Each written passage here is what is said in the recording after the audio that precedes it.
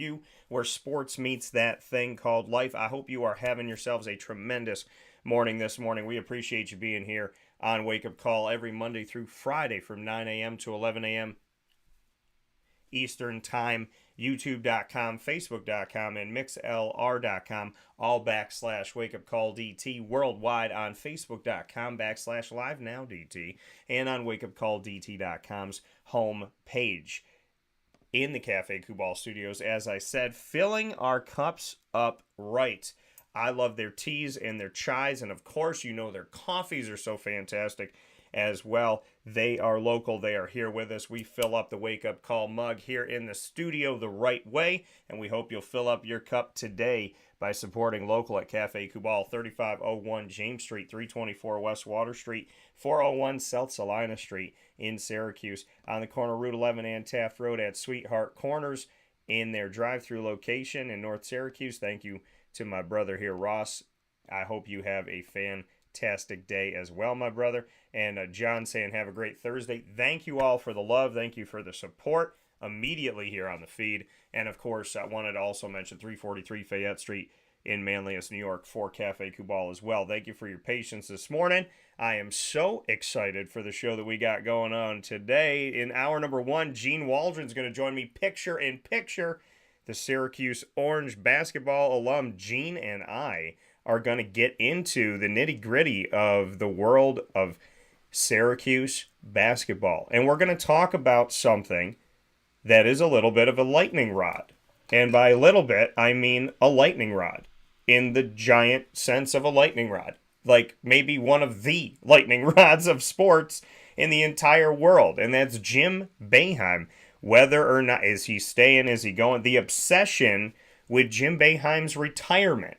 We're going to talk about Jim Boeheim. We're going to talk about people's obsession with when's he leaving? Is he staying? What's he doing? We'll talk about that. We'll also get into Judah Mintz with Gene Waldron being a guard in Syracuse history. We'll talk about his thoughts on Judah. Where's Judah at? Does he think Judah should come back? We'll talk about the Big East now that it's been a decade since Syracuse has not been a part of the Big East, believe it or not. We'll discuss the Big East versus the ACC and get Gene's take on it, and so much more. First hour, Syracuse basketball. Weigh in. Give me your thoughts, your feelings. What is going on? Watch it, listen to it, share your take, and let me know what you're thinking. So, a lot of great stuff coming up with Gene Waldron. Hour number two, as always, Papa Joe joining us where sports meets life, and we will have the opportunity to speak on the NFL and MLB topics of the day. So we got basketball, football, baseball, all getting covered this morning, and I am ecstatic to be here. Inside of the Cafe Kubal studios, I'm going to take a step aside, swing back around.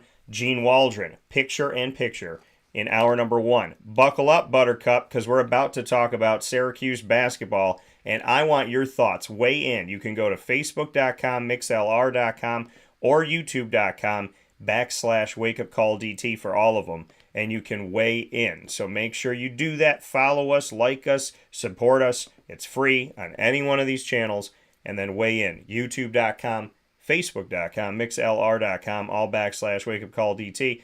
Let us know what you're thinking when it comes to Syracuse basketball, Jim Boeheim, and the program moving forward.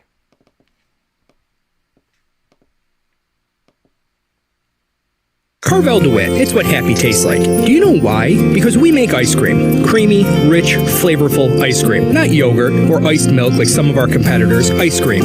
Fresh, by hand, daily. For the calorie conscious, we have something new for you. Our new Carvelite. Same great flavor, creaminess, and texture of our regular ice cream with only 35 calories an ounce. So whether you want an ice cream cake, flying saucer, dasher, carvalanche, hard or soft ice cream, we will satisfy your craving with our fresh, handmade regular or new Carvelite ice cream. Carvel DeWitt. It's what happy tastes like.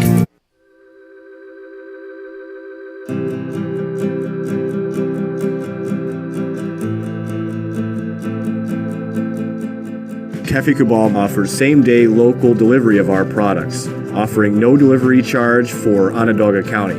Shop cafekubal.com for fresh roasted coffee beans, cold brew, travel mugs, and all your essential Cafe Kubal needs. Cafe Kubal, coffee for the soul.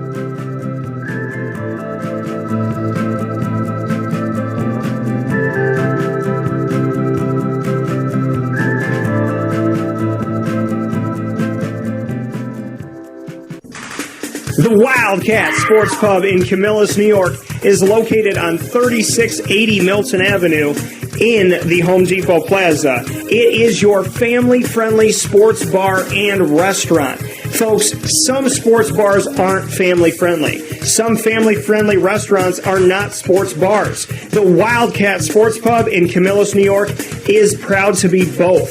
It is that marriage that you've been looking for years. The Wildcat Sports Pub is your home base for your sports bar and restaurant needs, games for the kids, indoor and outdoor activities, and enough things on the menu to come back every single week and get to try something new. They're open Sundays from noon to 8 p.m., Monday through Wednesday, 11 a.m. to 11 p.m., and Thursday through Saturday from 11 a.m. to midnight. For reservations and party information, call 315-487-2222 for the Wildcat family-friendly sports pub and restaurant.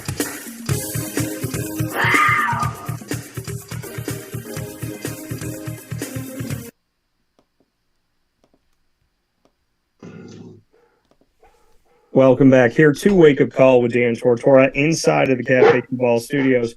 Hanging out with you where sports meets life. 3501 James Street, 324 West Water Street, 401 South Salina Street in Syracuse, 343 Fayette Street in Manlius, and on the corner of Route 11 and Taft Road at Sweetheart Corners in North Syracuse, New York, inside of their drive-through location. So as you just saw picture in picture here, my man Gene Waldron's here taking care of them dogs. I feel like what Gene Waldron is, if you hear the dogs and you hear Gene and I talking, just picture, this is what it is. It's the parallel of Jim Boeheim talking with a bunch of Twitter trolls writing about it.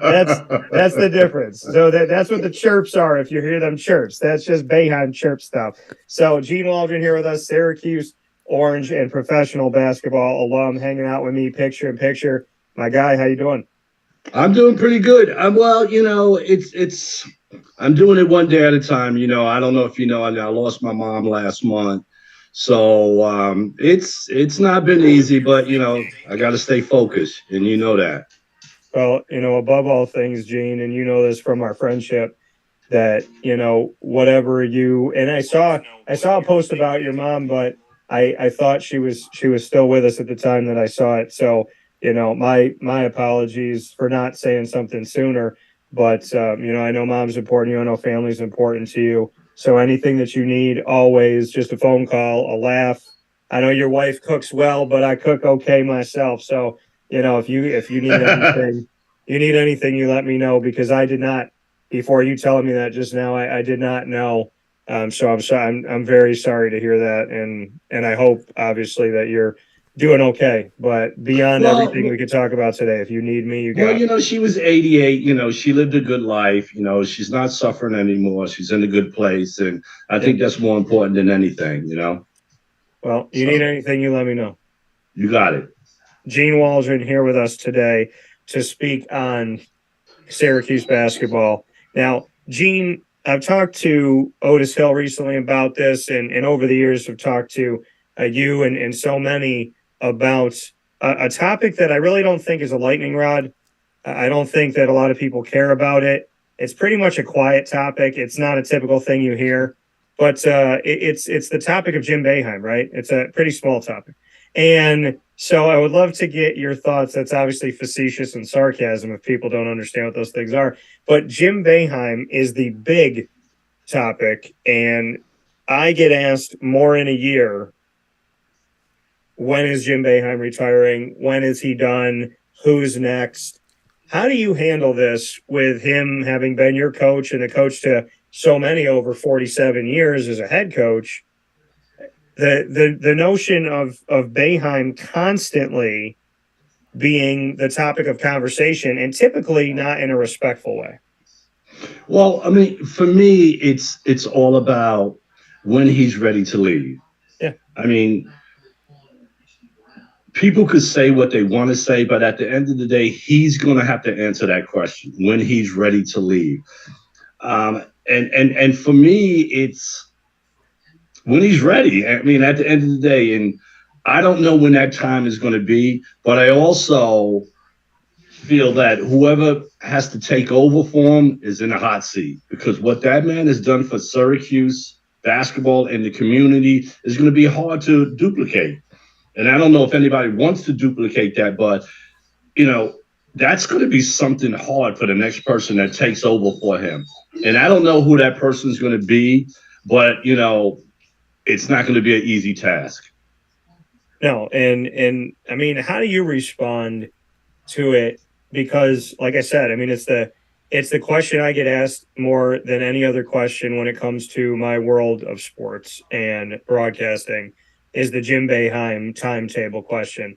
When people ask you, because inevitably they do, how do you feel about it? Because has there ever been another person in the history of mankind where people were asking when they were going to retire for over a decade? I mean, I don't. If you went into a hospital today and asked the doctor every single day, when are you going to leave? When are you going to stop doing brain surgery? When are you going to throw it up there? Or if you go to a pilot and go, you know what, you've been flying for a lot. When are you going to stop flying? I think you should stop flying. You're going to stop flying? I think you should stop flying. You're going to stop flying? Or you go to a bus driver going, I don't think you know how to drive buses anymore. I think you should stop driving this bus. This bus needs to be driven by somebody else. I mean, if you really put it into perspective like that, it's like it's insane the amount of time that people spend on it. But when people ask you, how do you reflect upon it? And does it ever annoy you that I don't think there's any person in the history of mankind that people were hoping would retire more than Jim Boeheim? Well, you know what, Dan? For me, I answer that question to people who matter, people who are part of the program, people who understand the game, not just a random fan, because they're not going to get it. So I answer that question to people who matter to the program, who understands basketball, and then I go from there. And then it always comes back to what the man has achieved. Yeah. He's achieved so much at this university. You know, it's probably hard for him to even think about, oh, I really need to hang it up. But if I had to say, I would like to see who could replace him. I would like to see him go eventually, but when he's ready, you know, because at the end of the day, you know, you can't push Coach Boeheim around. You know, he's going to do things on his term and when he's ready. Yeah. So when I speak to people who understand that point that I just made, you know, you have to just say, you know, and even though there's a lot of people who I've spoke to who understand the game and say, well, you know what, it probably is time. I mean, because when you look at what he's done, he's been doing the same thing for donkeys, and it's been working. But you know, you could slowly start to see that the zone is catching up to him. And certain other things, the press is catching up to him a little bit, where it's not working as much as it used to back in the day. Yeah. So, but you know what? I love my coach. I got his back all day. Yeah. You know, and I got asked the question from Otis Hill, and I'd never been asked this question before. And he said, if Jim Boeheim retired right now today, who would you put in that chair?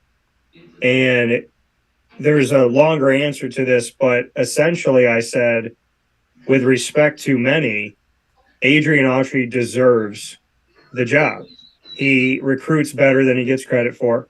He has done so much for this program and bringing in talent and sending that talent to the NBA. I think that the years he's put in, the time he's put in, he is the coach.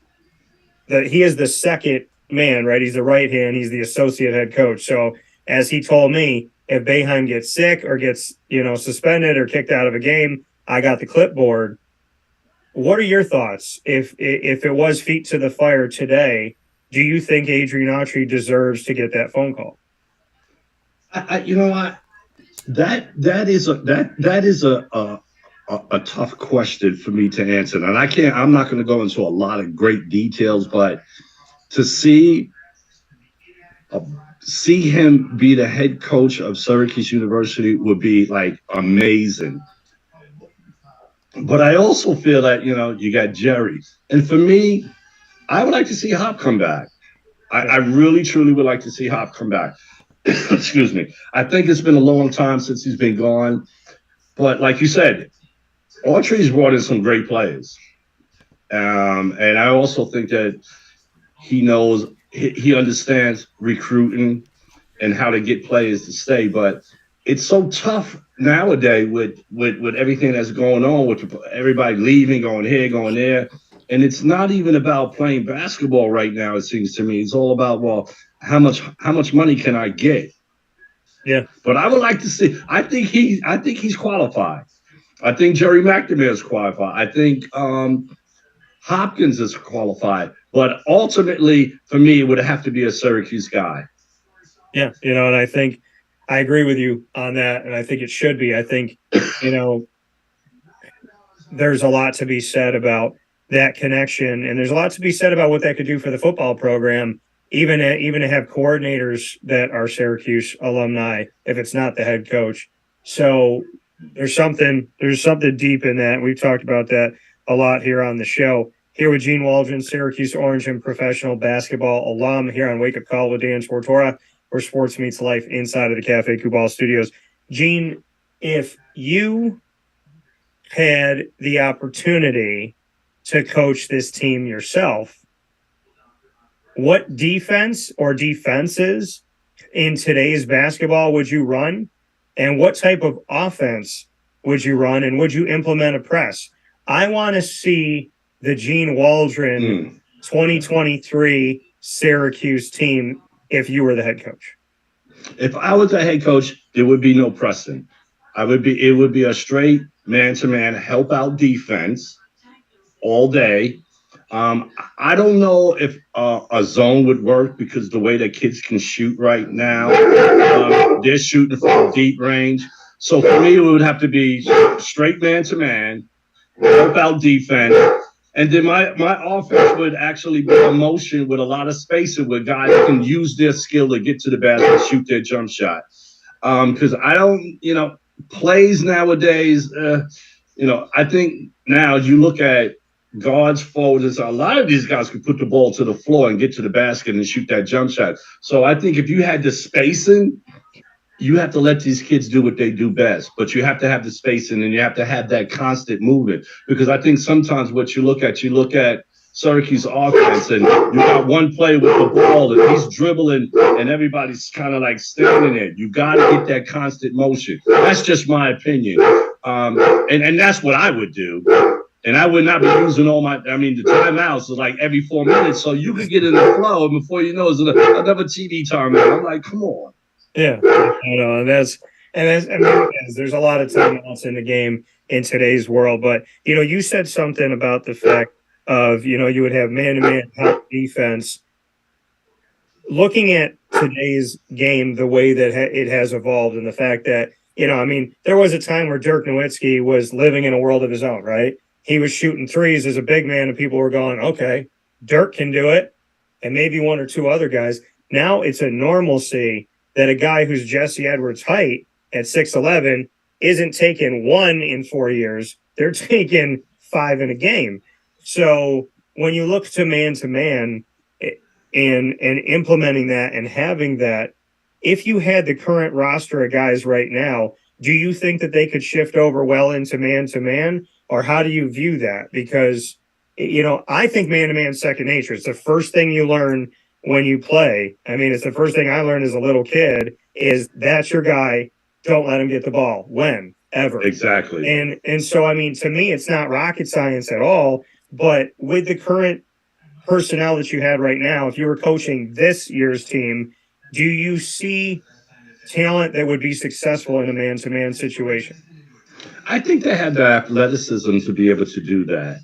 And you have a couple of players that are a little bit slow. That's why I think the help out defense is going to be would be key. But I think that's something that you would have to do, because I think nowadays with the ways that kids are shooting, you could get so comfortable playing that zone, and these kids hit 1, they hit 2, they hit 3. Once they start to get high, it's a long night. It's tough to defend. I don't think I've ever seen that zone being played as well as that '03 team that won the title. I mean, they played that zone to perfect. I'm not even going to call it a zone. They played that whatever it is to perfection, and I don't think I've ever seen it since. Maybe when Elijah Hughes was here, when Buddy was here, they played it a little bit, but Michael Carter. Yep, Mike, it's a tough thing to play back then, but now because kids are shooting like 2-3 feet beyond the 3-point line, it's tough. It's tough. But I think they have the athleticism to be able to play man to man as long as they got help defense. That's the key for me. You were a guard, so you understand the history of guard play at Syracuse.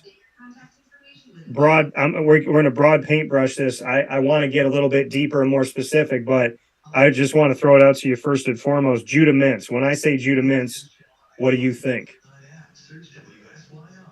Very capable of running the team. I don't know if he's doing that now.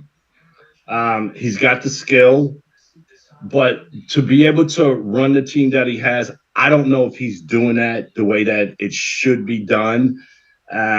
He can get to the basket. I think his jump shot will get better, but as a point guard who's going to run a team, I don't know if he's doing that the way that it should be done.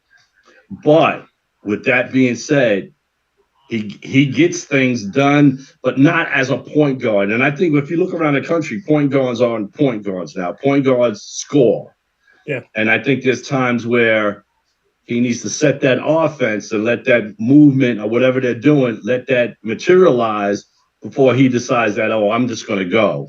Because I think, in my opinion, from what I've seen this year, I think that's hurt them a couple of games. Yeah, I mean, I can go back to the one game with 13 seconds remaining when he went down the middle of the, he went right down the lane and he lost control of the ball. And he got called for a harder foul than I think it was. But at the same time, I mean, he didn't have any control. And with 13 seconds left, there could have been a lot of other things that he could have done with the ball. So, I mean, my thing, and you kind of said it, is that Judah has raw talent. And I think he knows he's good. But is he a leader yet? I don't know if that's the case yet. Yeah. That would be my one thing I would have to say. I don't know if he's that yet. So I mean, if you look at the guards back in the day, I mean, like a Sherman Douglas and some of these other guards, they were leaders. Yeah. They led their team. And that's what gives your team confidence, and that what makes them believe in you that, okay, when it's on the line, I can count on you to make a play for me, make a play for yourself, but I'm not going to be like, oh, God, here we go again. Yeah, and I think we're on the same page when it comes to Judah, is that the talent is there, but the maturity, responsibility, leadership isn't there yet. So I know we live in a world where everybody wants to leave after a year and think that they're going to the NBA. But this is a two-part question. One, should Judah stay another year? And two, do you think that with the negatives that people have with name, image, and likeness, do you think NIL could actually help bring back a guy like Judah for another year?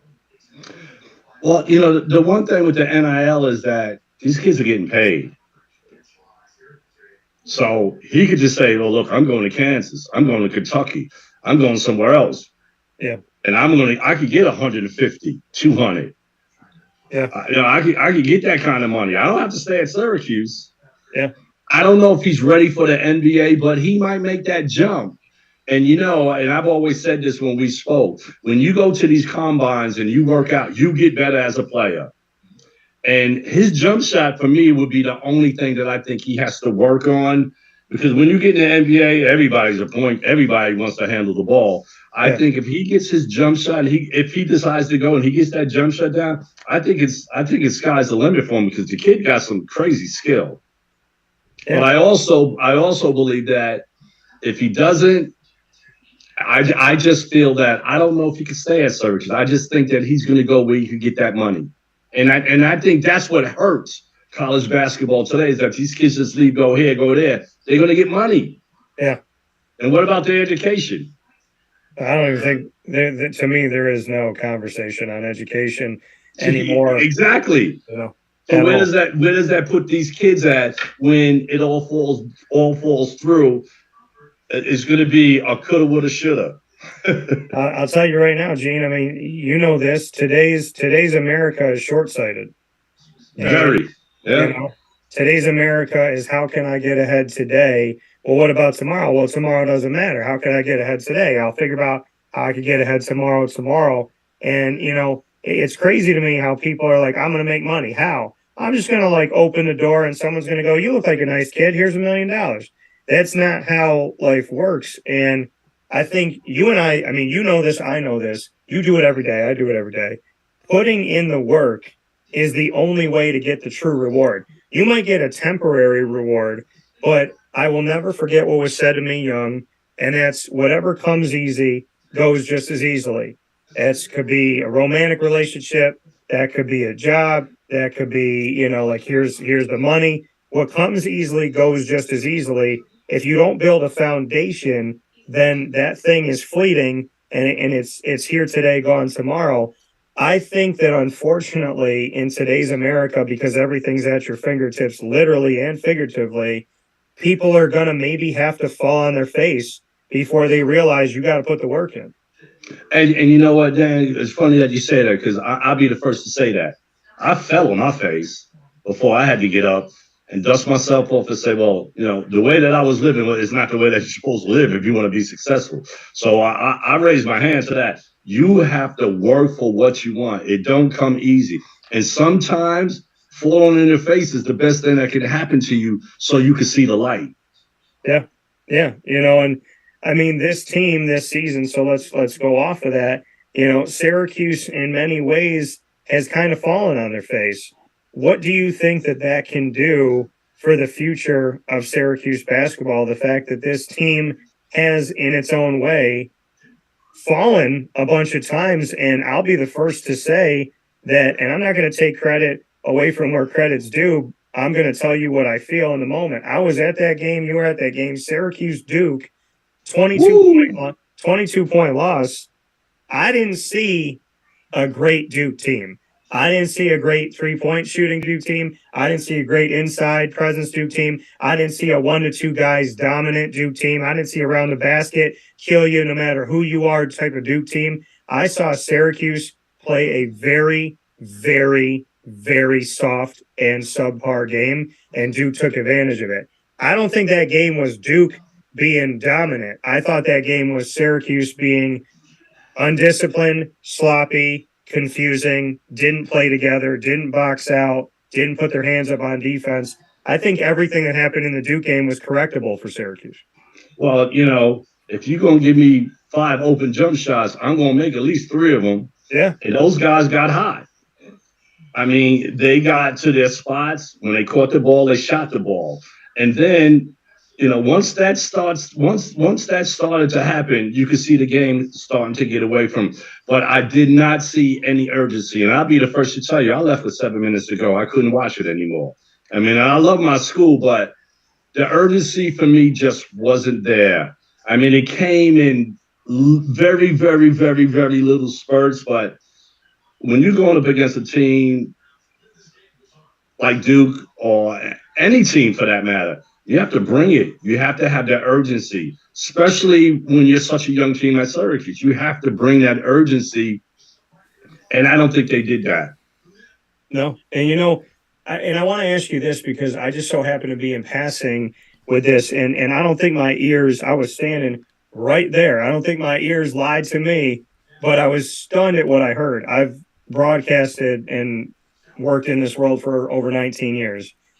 I was by the Duke huddle, and I was coming through the media room, and the Duke was in the hallway, and they wouldn't let me through because Duke had to go, you know, out to the court.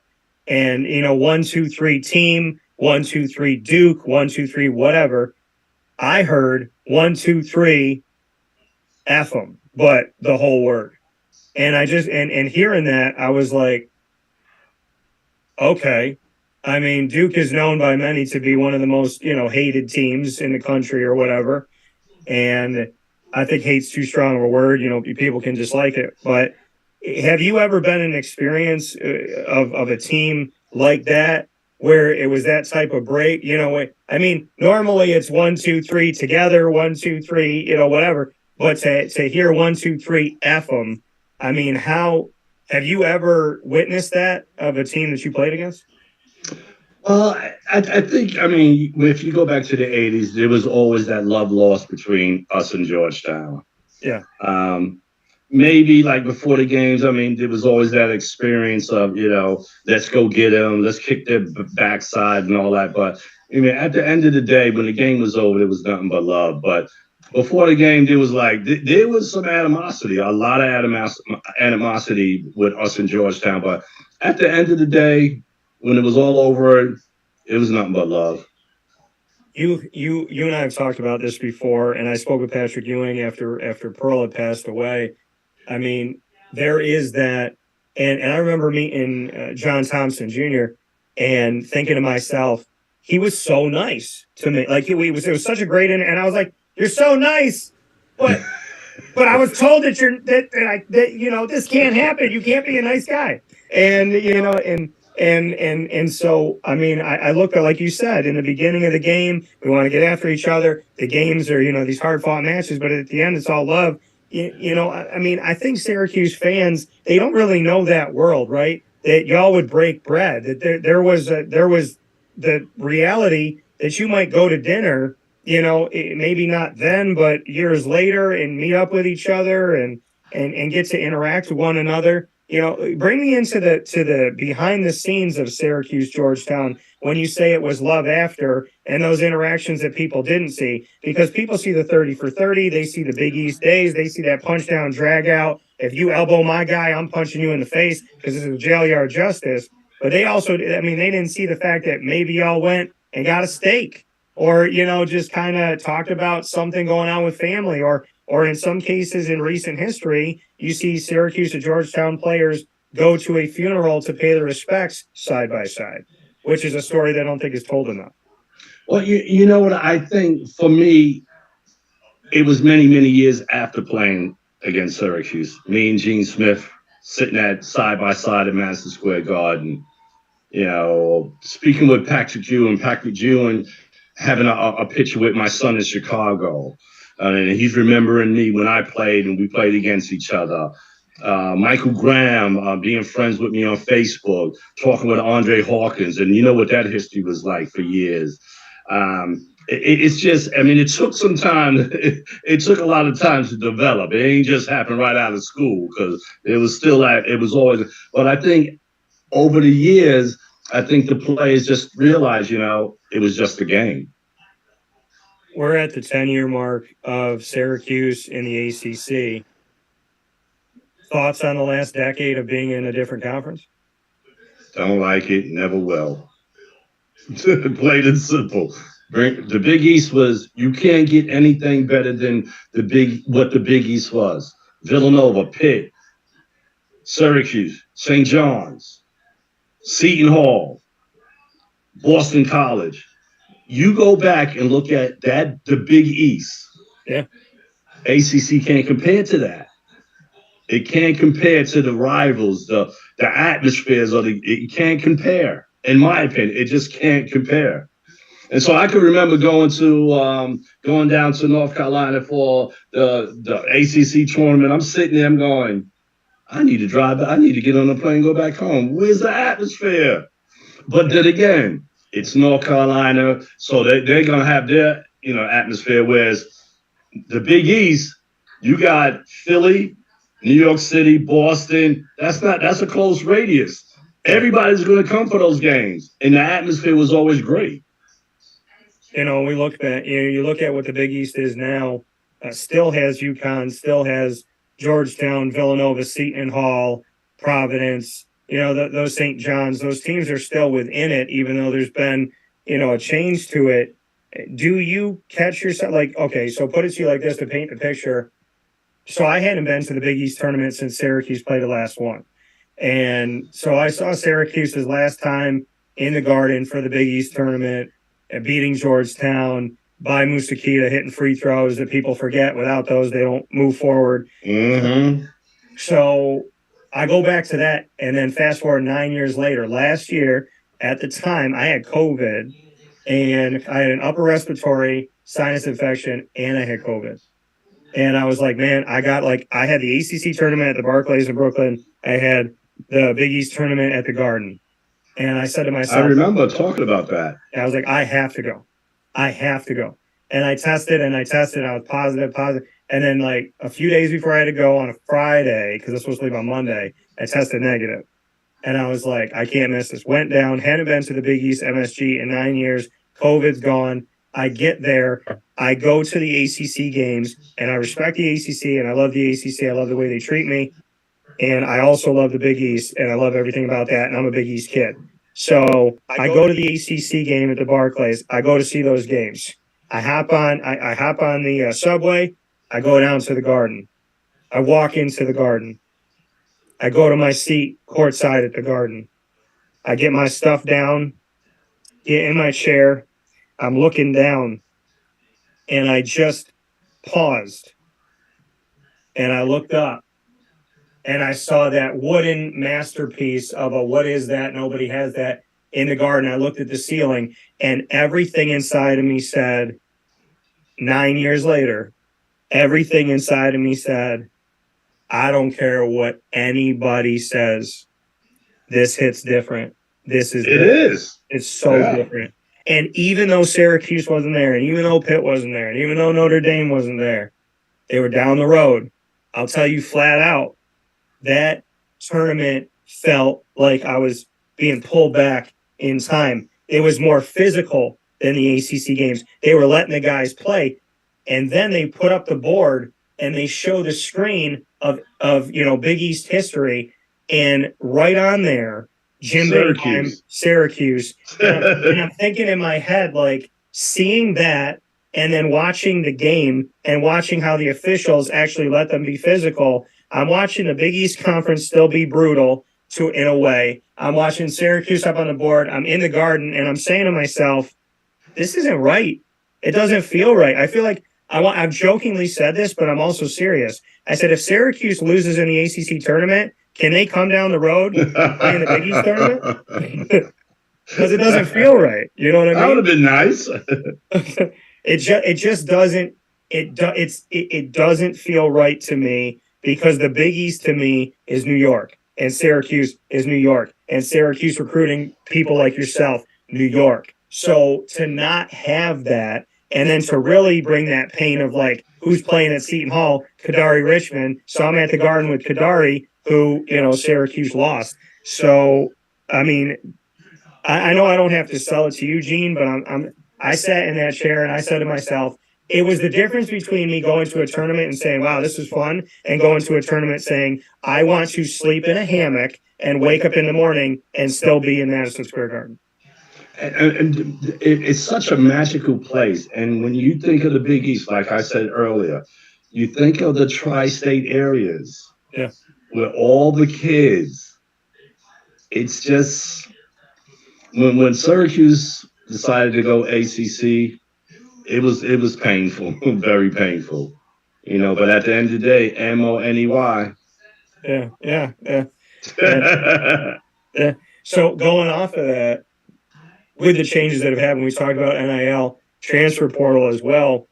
We see Roy Williams retire, and it was like abrupt, right? He did an interview. We were Skyping at the time, because it was during COVID. And I remember he was upset about some stuff, and it kind of hit me some kind of way, like, okay, maybe he's, it seemed like he didn't like the way things were going, and then he retires. Coach K retires. Mike Bray of Notre Dame after this season is retiring. We've seen the Jay Wright, who I thought was going to be at Villanova for another 12 years. He retires. So do you look at the current state of college basketball, and is there the notion, do you believe in the notion that coaches of the old world, the old regime, the stay here, develop, don't worry about the money, don't worry about the NBA, let me build you, let's win a championship, get an education, let's be a team. Do you think that these coaches that I'm naming, these big name coaches that have been around for a very long time, are they hanging it up, in your opinion, at least partially, because they don't like the current state of college basketball? It's no question in my mind they retired because of the current situation.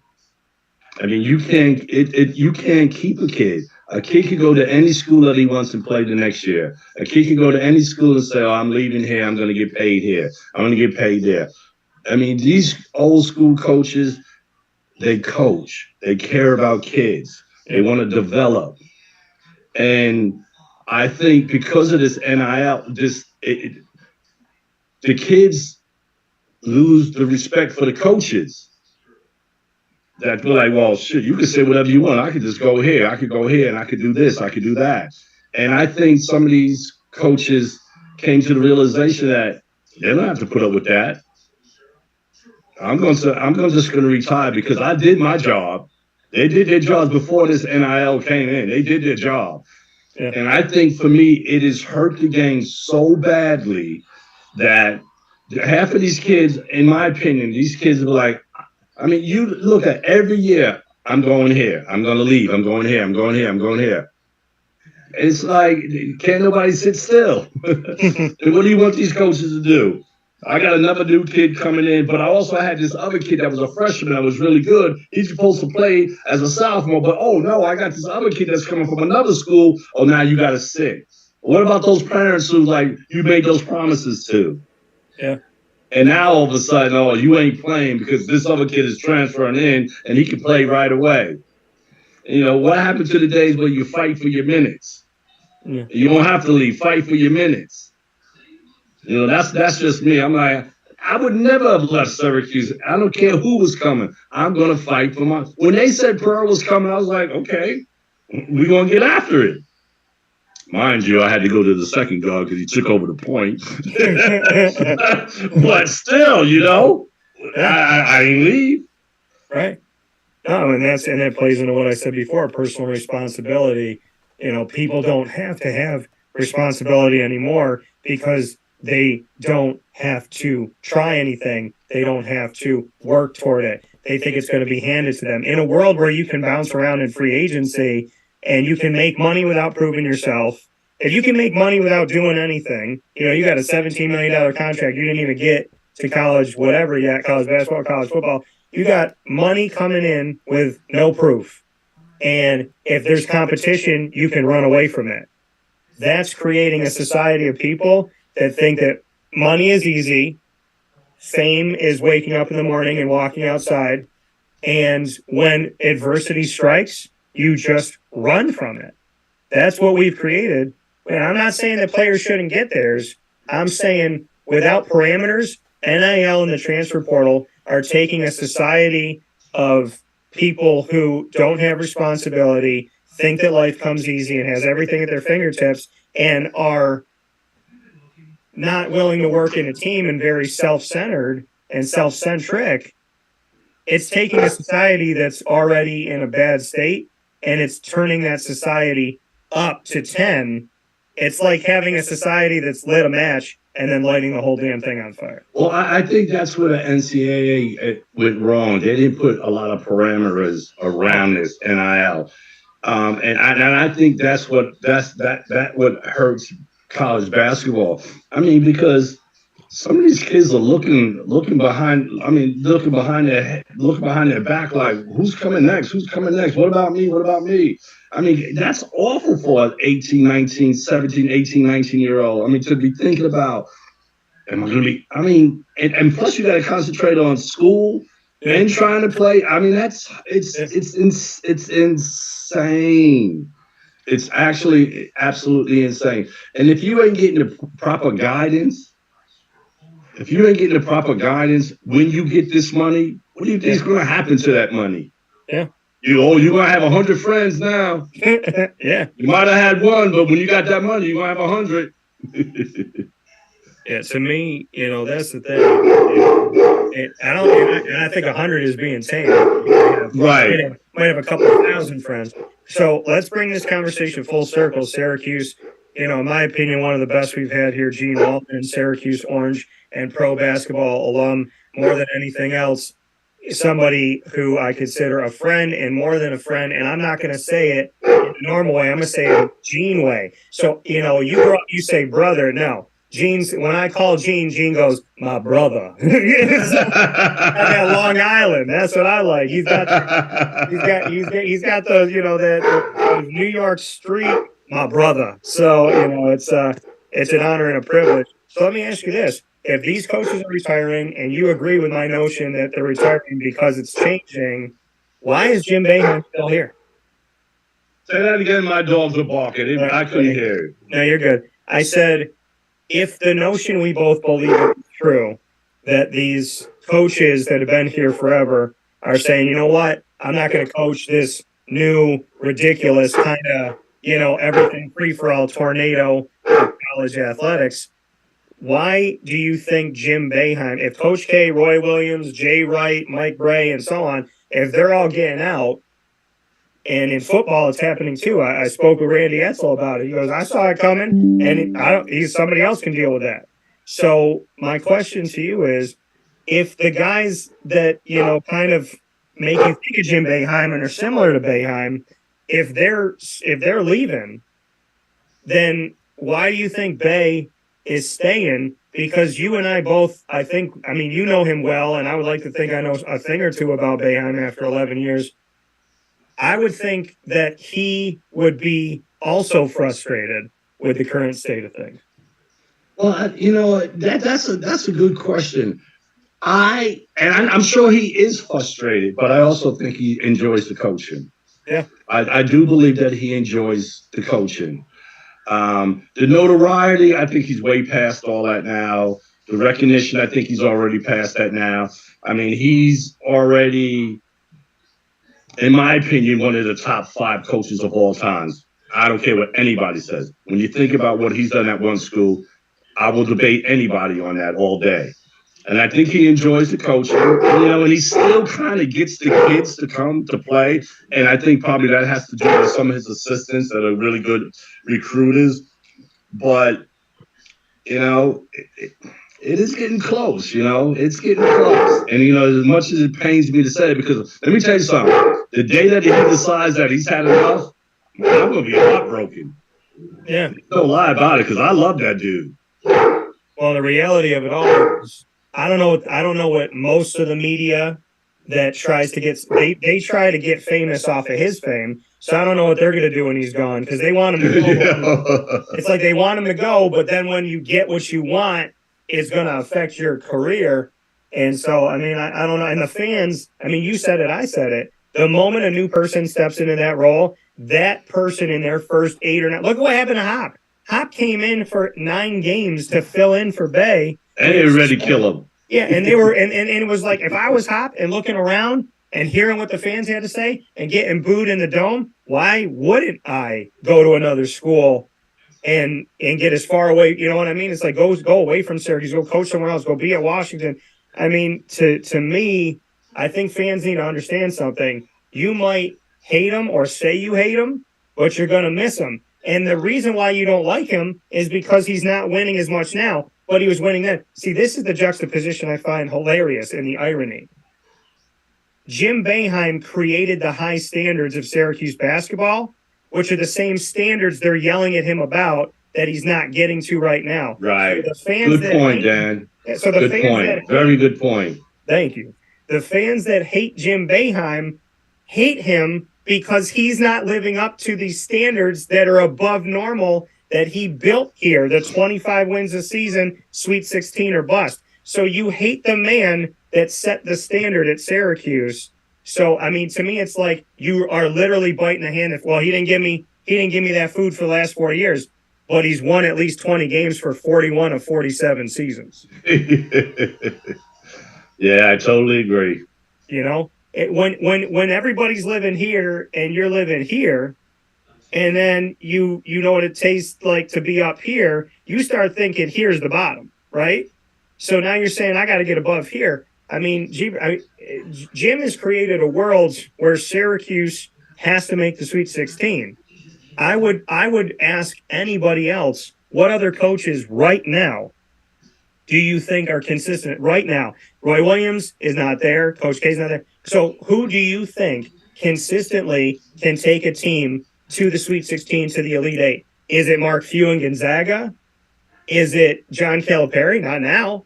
I mean, can people name 5 coaches that are as dominant now as Jim Boeheim has been in his career? I don't think you can right now. But here's the crazy thing. No one would have ever heard of Syracuse if it wasn't for Boeheim. No one. All right. They had the Jim Brown and they had some Larry Zonk and some, but no one would have heard of Syracuse if it wasn't for Jim Boeheim. I'd never heard of Syracuse until Jim Boeheim. I'm like, what? And then when you think of the weather and how Syracuse, no one ever heard of Syracuse. No one. No one's ever heard of Syracuse. So I'm going to give you an analogy really quick before we finish up. And this is no disrespect to the people sitting in the chair right now, because this is what it is. I consider Syracuse University the Wizard of Oz. And I'm going to tell you why. Chancellor, AD, floating head, turn it off, guy behind the screen. Because the actual leader of Emerald City, Jim Boeheim. Exactly. You can't say that any better than that. You really, truly can't say that any better than that. Yeah. And like I said, Syracuse is on the map because of Coach Boeheim. Yeah. There's no ifs, ands, buts about it. Really and truly. You think about this small place, a beautiful place, I might say, and all the great players that came through here. Really? Oh, jeez. She's being a pain. He's essentially a prisoner of the standards that he set. Yes. Yeah. But he shouldn't be hold ransom for that. No, I agree. That coming from Gene Waldron, Syracuse Orange and pro basketball alum. I'm Wake Up Call with Dan Tortora inside of the Cafe Cabal Studios. Gene, it is always my pleasure to speak with you, a friend and a brother. So you got it. Thank you, man. I appreciate it. All right, brother. I'll speak to you.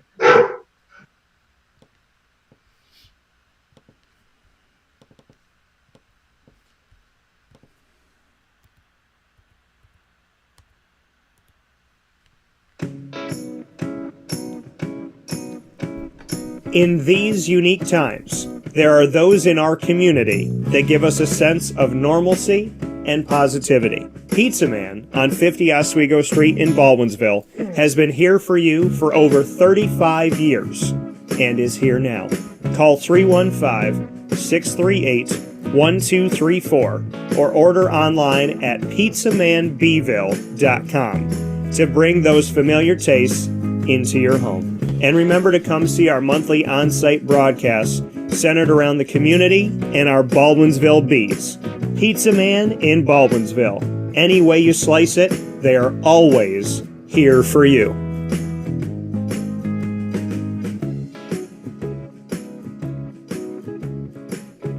This is Jim Sikowski, owner-operator of Chick-fil-A Cicero, 7916 Brewerton Road in Cicero, right in front of the Home Depot. I had a deep feeling that God wanted me to do something bigger with my life and to help people, help others. I kept putting Chick-fil-A in my life, and I realized as I was going through the franchise selection process that positively impacting the lives of others was really core to what we do here at Chick-fil-A. First of all, it starts with the food. The food is brought in fresh daily. We bring in local produce. We prepare to order in the kitchen. We hand bread our chicken. We hand spin our milkshakes. It's great food. It doesn't taste like fast food.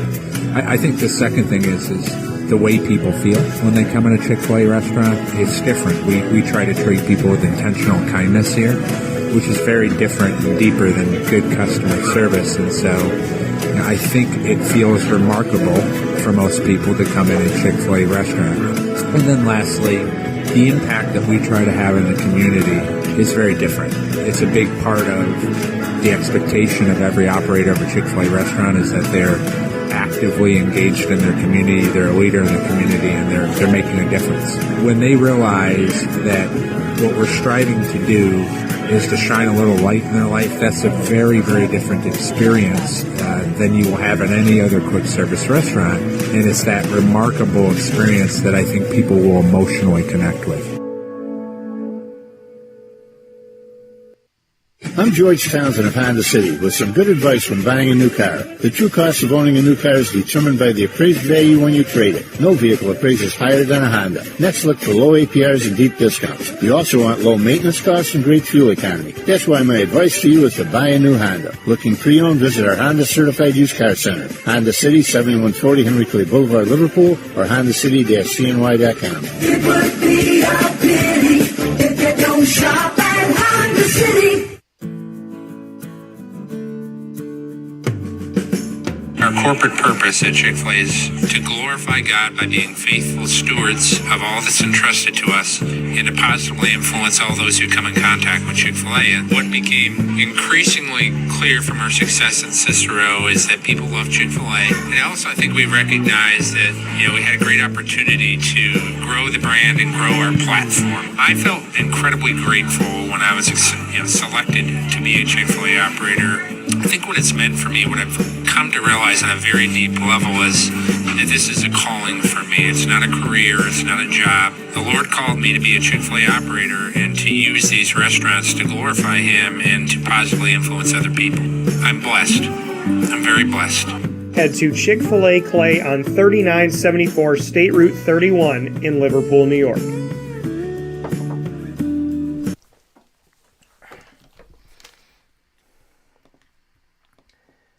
Welcome back here to Wake Up Call with Dan Tortora inside of the Cafe Kubal studios. I'm hanging out with you where sports meets that thing called life.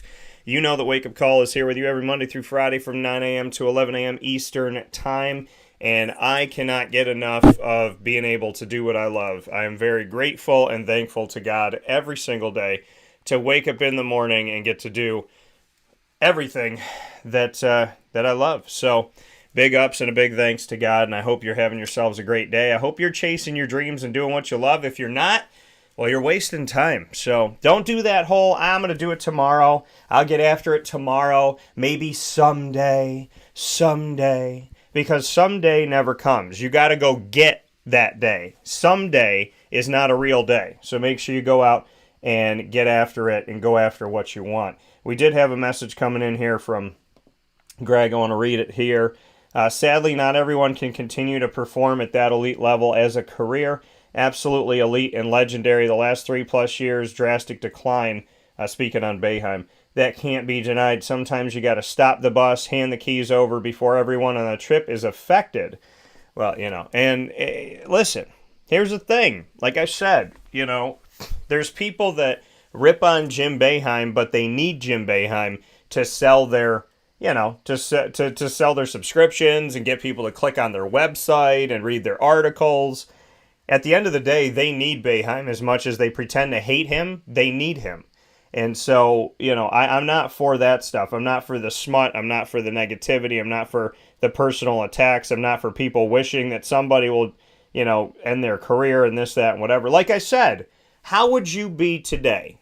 How would you be today if you at your job, somebody came in and shook your cubicle and threw coffee at you and was grabbing your cactus and hitting you in the face with it, knocking your computer over, throwing toilet paper at your head, going, you suck at your job. When are you going to retire? When are you going to retire? You're going to retire today? I think you should retire. I don't really like the way you're doing this. You should retire.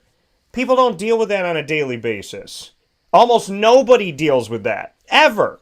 So the reality is, Jim Boeheim is here. It's been 47 years. Does the 2-3 zone work right now? Not really. Is it effective? Not really. Is the team running offensive plays? Not really. Is the team boxing out? Not really. There's things that are not happening, but they're fixable problems. That's my positive. Is that Syracuse isn't just getting beat, they're beating themselves. And if you're beating yourselves, you can fix that. If you're just getting beat by better competition, then you're getting beat by better competition. But if you can fix things, which I believe you always can, they can get better. That's my constructive criticism. I have no personal attacks toward any of the guys. I love them. And I have no personal attack toward Jim Boeheim like most of the media does. I just want people to understand something. Jim Boeheim may not be making all the best decisions now, and maybe he needs to run another defense and this, that, and whatever. But the man still put Syracuse on the map, made my hometown a household name to people all over the world, and has done great things for the community, and I don't want that to go understated. And everybody's got an opinion on it. But think about today, if somebody came to your job and lost their mind screaming at you to retire. You wouldn't know what to do with yourself.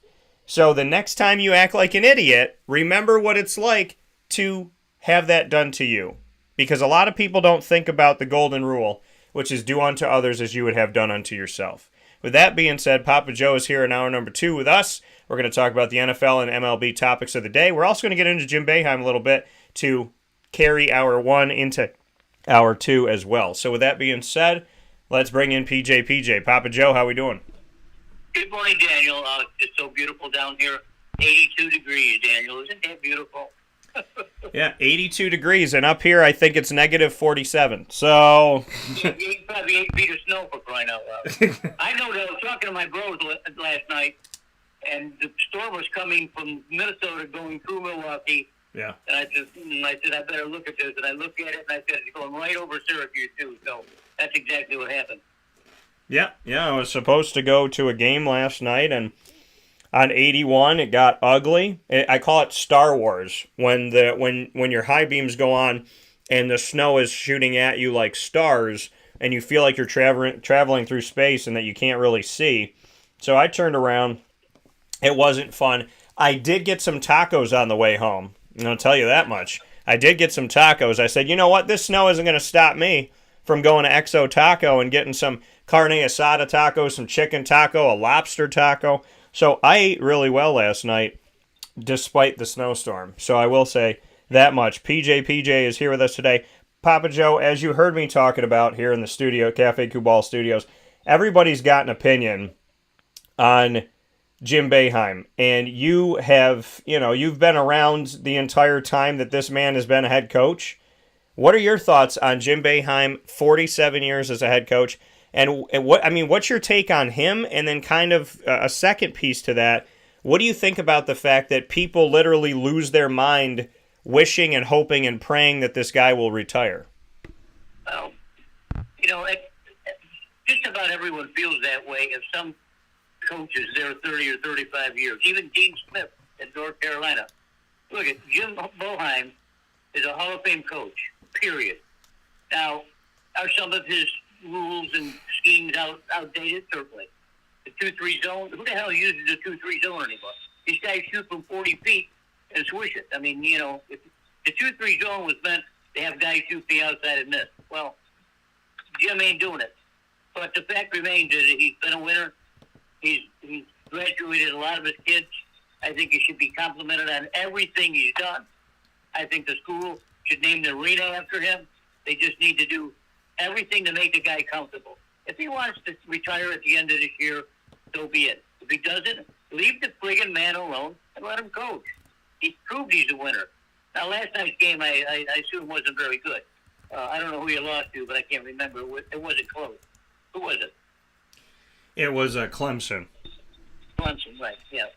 So, I don't know what happened in that game. I don't know what the deals were, but it seems to me that the people that have grown up with Jim Boeheim in Syracuse should realize that the man is a legend. So maybe he's been in power too long. I don't think so, because he keeps winning. I don't know how many games he's won, but he's also won a national championship. I mean, some guys go their whole career without even playing in a national championship besides winning one. So kudos to Jim Boeheim. I've always been a fan of his. I knew he's a grumpy guy sometimes. He's sort of like the grumpy Lapsigo captain over there in Boston. But, they win, and you put up with him until it's time for him to leave. But look, make it his decision, please. Well, and you like you said, you bring it up, who runs a 2-3 zone. 2-3 zones aren't set up to play teams that shoot well from three, and they're not. I mean, I played a 2-3 zone since I was a little kid. I was having this conversation yesterday, and the 2-3 zone is not. It's not meant for teams that can shoot threes. It's literally meant for teams that play well inside. That's why it's 2 on the top, 3 on the bottom. The emphasis is on the bottom. The opposite of that, a 3-2, the emphasis is on the top. The emphasis is on making sure that you guard the wings and you guard the top of the key. And then, of course, there's man-to-man where you just harass whoever you have. And then there's the box and one where you put yourself in a situation where the guy on the top of the key is chasing whoever has the ball, who's ever trying to start the play, and then there's everybody else helping out in somewhat of a zone. And then there's the 2-1-2 where you're trying to really take out things that are happening in the middle. And so they're all set up for their own purpose. The 2-3 zone was never set up for the purpose of stopping anybody from outside. It's not meant for that. The mechanics of the 2-3 zone are not meant to stop a three-point shooter. So you take the fact that that's not what the basic of a 2-3 zone is. You add in that guys got better at shooting threes. You add in that 7-footers shoot threes now. And like you said, they're shooting from 40 feet away. So the reality of it all is the game has evolved to have everybody shooting threes. The game has evolved to people just being really, really good at it. And the fact that they're going to take it. You know, there used to be teams that didn't shoot threes. Teams that knew they weren't good at it. They didn't recruit for it necessarily. And that's not the case anymore. So, in my opinion, this defense was never meant to stop what it's not stopping. So, with all due respect, the defense is doing its job. It's not meant to stop the three, and it's not stopping the three. And now Jim Boeheim has to figure it out. I mean, you can be a stubborn person who's just never going to change, but being stubborn has never led to anything positive, in my opinion. There's a difference between being confident in your actions, confident in your beliefs, versus being stubborn. And like I said, I respect Jim Boeheim. I respect everything he's done. People that hate him and don't like him and don't respect him, they don't get it. And I said it to Gene Waldron in the first hour here. This is what they don't understand. Jim Boeheim set the standard that you hate him for. He is literally a prisoner of his own standards. He's 25 wins a season, Sweet 16 or bust. The standard he set for Syracuse spoiled Syracuse fans, and now Syracuse fans, if they don't get that, they cry and they scream and they yell, and it's not good enough. So the man that brought you to the standard you have today is the man that you hate for not bringing you there all the time. But how many coaches can say that they had at least 20 wins in 41 of 47 seasons, won a national championship, and went to a Final Four in multiple different decades? That's remarkable. That's I didn't realize it was that strong, but that's remarkable. Wow.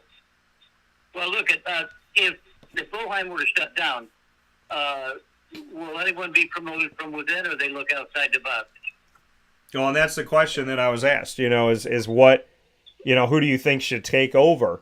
And, for me, I was talking to Otis Hill about it last week. I think that Adrian Autry, who played at Syracuse, he should have the first crack at it. That is not any disrespect to Alan Griffin or Jerry McNamara. It is the reality of Adrian Griffin has put in the most time on that staff.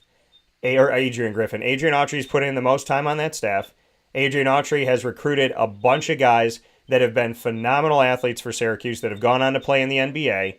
He doesn't get the credit he deserves. A lot of people think Hop recruited everybody, and that's not true. Hop recruited some, and I respect him. And Adrian recruited others, and I respect him too. Adrian Autry should get the job. Do I think they're going to give it to him? I don't, because I don't trust the powers that be in making the right decision. But ultimately, Adrian Autry should have the opportunity to either take the job or not take the job, but he has earned it, in my opinion, based on his years of coaching, his years of expertise. And if you look at the forward position and what he's done with some of these guys and how they've gotten better from when they got there to who they are today, Adrian Autry is not only a great eye, a great vision, great recruiter, but he's also good at developing players, sending them forward, and helping them get to the NBA where they could take care of their family for the rest of their life. So I think Adrian Autry is the bridge they need to walk across, but I don't know if they will. How many years has he been backing up Boeheim? Adrian has been at Syracuse for, I mean, at this point, I want to say it's over a decade that he's been there. And sometimes to me it feels like it's like 8 years, but he's the associate head coach. He is the guy that if anything happens to Jim Boeheim, he would be called upon to take over. So if Jim got sick, if Jim, got kicked out of a game or something happened, then Adrian would step in. He's the associate head coach. And Adrian has been at Syracuse as a coach during the, so yeah, it is, it's a decade. 2011, 2012. So he came in, so let's see here. So returned an assistant coach going into the 2011 season. So it's 2023, so 12 years. So yeah, so I thought it was around 10. It's been 12 years that Adrian has been, like around 11, 12 years that he's been back at Syracuse. Well, okay. Well, in any event, I hope that. Are you anticipating Boeheim to leave at the end of this year? I'm anticipating that Boeheim will stay in that chair, and God will have to take him from that chair. Is what I. Well, he deserves to go up there. He can teach the 2-3 zone up there. That coming from Papa Joe here on Wake Up Call with Dan Tortora inside of the Cafe Kubal Studios, giving our thoughts on Syracuse and Jim Boeheim as well as the 2-3 zone. PJ, jumping from the court to the fields of life, we'll go to the NFL first. Derek Carr, who was with the Las Vegas Raiders, who knew if they let him go, then they could put him in a position where they don't have to pay him, and he can obviously go about his life and go where he wants to go. What's your take on Derek Carr? And if you were an NFL franchise right now, would you want to make a play for Mr. Derek Carr at this point? If you were a general manager and Derek Carr is out there as a free agent, would you look at bringing him in to be the future of your team, in your opinion?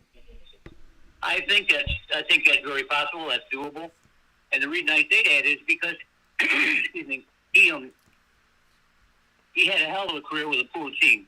If you can see the value of a good quarterback on a poor team where the guy does almost everything possible to win, then you want that guy on your team. So I think he's going to have a bunch of offers. I don't know. I think maybe he'd be pricing himself a little too steep, but he doesn't. I don't think he comes with any baggage. But he's been a star for Las Vegas and Oakland for years. I mean, the guy's a winner. And you saw last year when he was hooked up with Devontae Adams. I mean, gee. By the way, Devontae Adams, I think we're going to trade for him, Jags, but I'll get to that later. I think Derek Carr can move in anywhere and start. So I don't know what teams are out there now that are having quarterback problems other than the Jets. So I'd be looking for him to be real careful. I think his agent's being real careful. I think his agent's asking the right questions. So I think that Derek's in a good place. Yeah, and Carr's numbers are really good when you look at a bunch of different areas. And I don't think people fully know this about Derek Carr, so let me enlighten a little bit here. Since being drafted in the second round of the 2014 NFL draft, he was the 36th pick, overall by the Raiders, who were Oakland at the time. When we look back at Derek Carr, as a rookie, he threw for over 3,000 yards. So he has thrown for at least 3,000 passing yards in every one of his 9 seasons in the NFL, including his rookie season. 3,200, 3,900 plus, 3,900 plus, 3,400 plus, and then over 4,000 yards for 4 seasons straight, and then this past season, 3,522. He has thrown for at least 20 touchdowns in 8 of his 9 seasons in the NFL. Now, interception-wise, of his 9 seasons, he has 6 seasons where he's thrown double-digit interceptions, so I know that's something people look at. In his career, he's a 64.6% passer as far as completion percentage, which is good. So, you look to that side of it, too. He's thrown for over 35,000 yards in 9 seasons. But, I look at that rookie year and say his rookie year, throwing over 3,000 yards, almost 60% completion percentage, 21 touchdowns and 12 interceptions. Not too shabby for a rookie. and playing in 16 games. So to me, I look back on that and I look at, really great NFL quarterbacks that struggled in their rookie season. Look at what he did. And like PJ said, look at what he did on a bad team. Oakland wasn't good. Oakland wasn't relevant. Oakland wasn't a team that he went to where people, oh my gosh, here's this guy that's going to be the one piece that we don't have. There's a lot of pieces they have missing. And if the team was so good, they wouldn't go through head coaches the way that they do. So, like PJ said, Derek Carr doing what he did on a subpar team doesn't make him a subpar quarterback. And I think he's a lot better than people give him credit for. So if and when he gets that opportunity, I think it's going to be a good one. And I'm excited about it. I'm excited about what's going to happen here, that he can get hopefully a good deal and be able to move forward in this. So, in my opinion, I don't think that people truly pay attention to Derek Carr the way that they should, because they just look at the Raiders and say, okay, look at the record. But a man, like I said, over 3,000 yards in all of his 9 seasons, 8 of 9 seasons, at least 20 touchdowns passing, and a completion percentage in his career of about 65% is pretty darn good. Let's keep with the quarterback here, and I know we got to talk about it. Aaron Rodgers has left his Oregon facility. The darkness retreat is over. And I'm going to tell people this. If you haven't seen what Aaron Rodgers went through, go watch the movie Knock at the Cabin by M. Night Shyamalan. It's about a cabin in the middle of nowhere, and maybe this is what Aaron Rodgers had to do. So if you want a live look at it, go see Knock at the Cabin by M. Night Shyamalan. But Aaron Rodgers has come out of his darkness retreat, according to the owner of the facility that he went to in Southern Oregon. Now, he was there for many days and nights, and now he's out of the facility as of yesterday. Now, he went into this facility, he scheduled 4 days and 4 nights in darkness isolation to have a, quote, better sense of where I'm at in my life, end quote. Now, this is a man who we didn't know if he was going to be a Packer going into this season. They went back and forth and back and forth. It was an ugly divorce that spilled out over the last couple of years into the public. So you thought it was going to be over. Then all of a sudden it goes from not being over to $50 million, and that's ridiculous to me. It's kind of like, I don't want to be with you anymore, you cheated on me, and then they show up at a press conference with a new diamond ring, and it's like, oh, I love my husband. My husband's the best. So it's crazy to see how weird this has been. And after holding this organization hostage, not just now, but for the next many years, he decides, I got to figure out my life again. Well, most of us, including the Green Bay Packers, were hoping that he figured his life out last year when he asked for a ton of money that led to Devontae Adams leaving, that led to the Green Bay Packers kind of sucking this year. And so here we are in the situation of, what are we going to do? He's 39 years old. He's under contract, which somehow he forgets. And he's got a guaranteed $59.465 million if he plays this season. A man who had to go to a darkness retreat to decide if $60 million is good enough for him and leading a team. So here he is. He's out of the darkness. Now, according to the facility, it's a 300 square foot room where Rodgers spent time in a partially underground structure devoid of light with a clean bed, a bathroom, and a meditation-like mat. It's fully powered, and the lights can be turned on from inside the room. So he didn't have to stay in the darkness, but allegedly he chose to. Now that he has emerged from the movie Knock at the Cabin, what do you think about it, PJ? Well, I read the same thing as you did about the 300 square feet in the bathroom and the bedroom, the bed. Aaron walks to the beat of a different drum. He's a weird guy. I mean, but the Packers don't show any balls at all about this situation. They keep hedging. Well, we want Aaron to come back. And then they talk about Jordan Love, and they want to do this. Cooper, get off the damn pot, for crying out loud. Say something. Do something. Say, Aaron, look, we'll get paid the money, but we don't want you around anymore. And they're saying, from what my boys are saying, they don't want Rodgers back. But if he does come back, Aaron Rodgers has to show them that he's all in with what's going on this year. Hey, if that means helping Jordan Love as a starting quarterback or relief quarterback, so be it. But if he's going to make that kind of money, and he's talking about the demands that he's trying to figure out in his mind in some stupid forest, I guess it's worth it. But I would have dumped it a long time ago. And I've said that several times. I just think his ego is too big, and we know he's a Hall of Fame quarterback. I mean, he just thinks himself a little bit too important on a team that really needs more parts, as you say, with Derek Carr, more moving parts than what Aaron has. I think that he was really pissed off that they got rid of Devontae Adams, because that was really his security blanket. And this last year was a fair year for him. They didn't get to the playoffs. They didn't do what they were supposed to do. So, Aaron, I'm tired of hearing about Dan. I say this all the time. I'm tired of hearing about him. I mean, Aaron, wake up and say, listen, be a man and say, listen, I can't do this anymore. And I told you three weeks ago and last week also that I think he's going to retire. I don't think he's going to play anymore. But if he has to go to a 300-foot cabin and sit on a damn mat to figure this out, well, good luck with that stuff. But at least come up with a decision there. Quit hedging. And Packers quit hedging. You know, sit down in a damn room with a pizza and some beer and turn the lights on, and no one leaves until everyone's got a consensus here. That's the way I used to do it when I was dealing with the situations.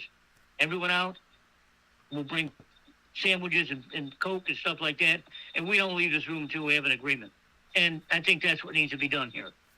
Yeah, here at Papa Joe, here on Wake Up Call with Dan Tortora, inside of the Cafe Kubal Studios. PJ with us every single Thursday in our PJ Takeover. So, we're talking about Aaron Rodgers and the situation that things are in, and I agree with you. I mean, you held the team hostage last year. Arguably, you held them hostage before that, and now you're holding them hostage again. If I gave, I'll put it to you like this. I'm a businessman. You're a businessman. As a business owner, if I had made a partnership with a company for $50 million a year to have me work with them for the next 5 years, and then I came to them this year and said, I don't really know if I'm going to stick around. I don't know how I feel. I don't know if I'm going to broadcast. I'm kind of figuring it out. I don't know. If I got $50 million from a business and I signed a contract for 5 years, what is up with this, first and foremost, folks? This is the big problem with the world today, okay? Floyd Little said something to me a very long time ago. He said to me, and one of my close friends, Floyd Little, and I don't say that to say that. That man and I spent a lot of wonderful, wonderful, beautiful conversations together. Floyd said the day I met him, your word is the most expensive thing you own. If you don't keep your word, you are not worth anything to the world. So think about that, folks, for a minute.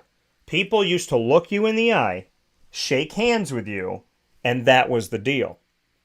And if you needed more, you would sign a contract. A signature on a contract is a law-abiding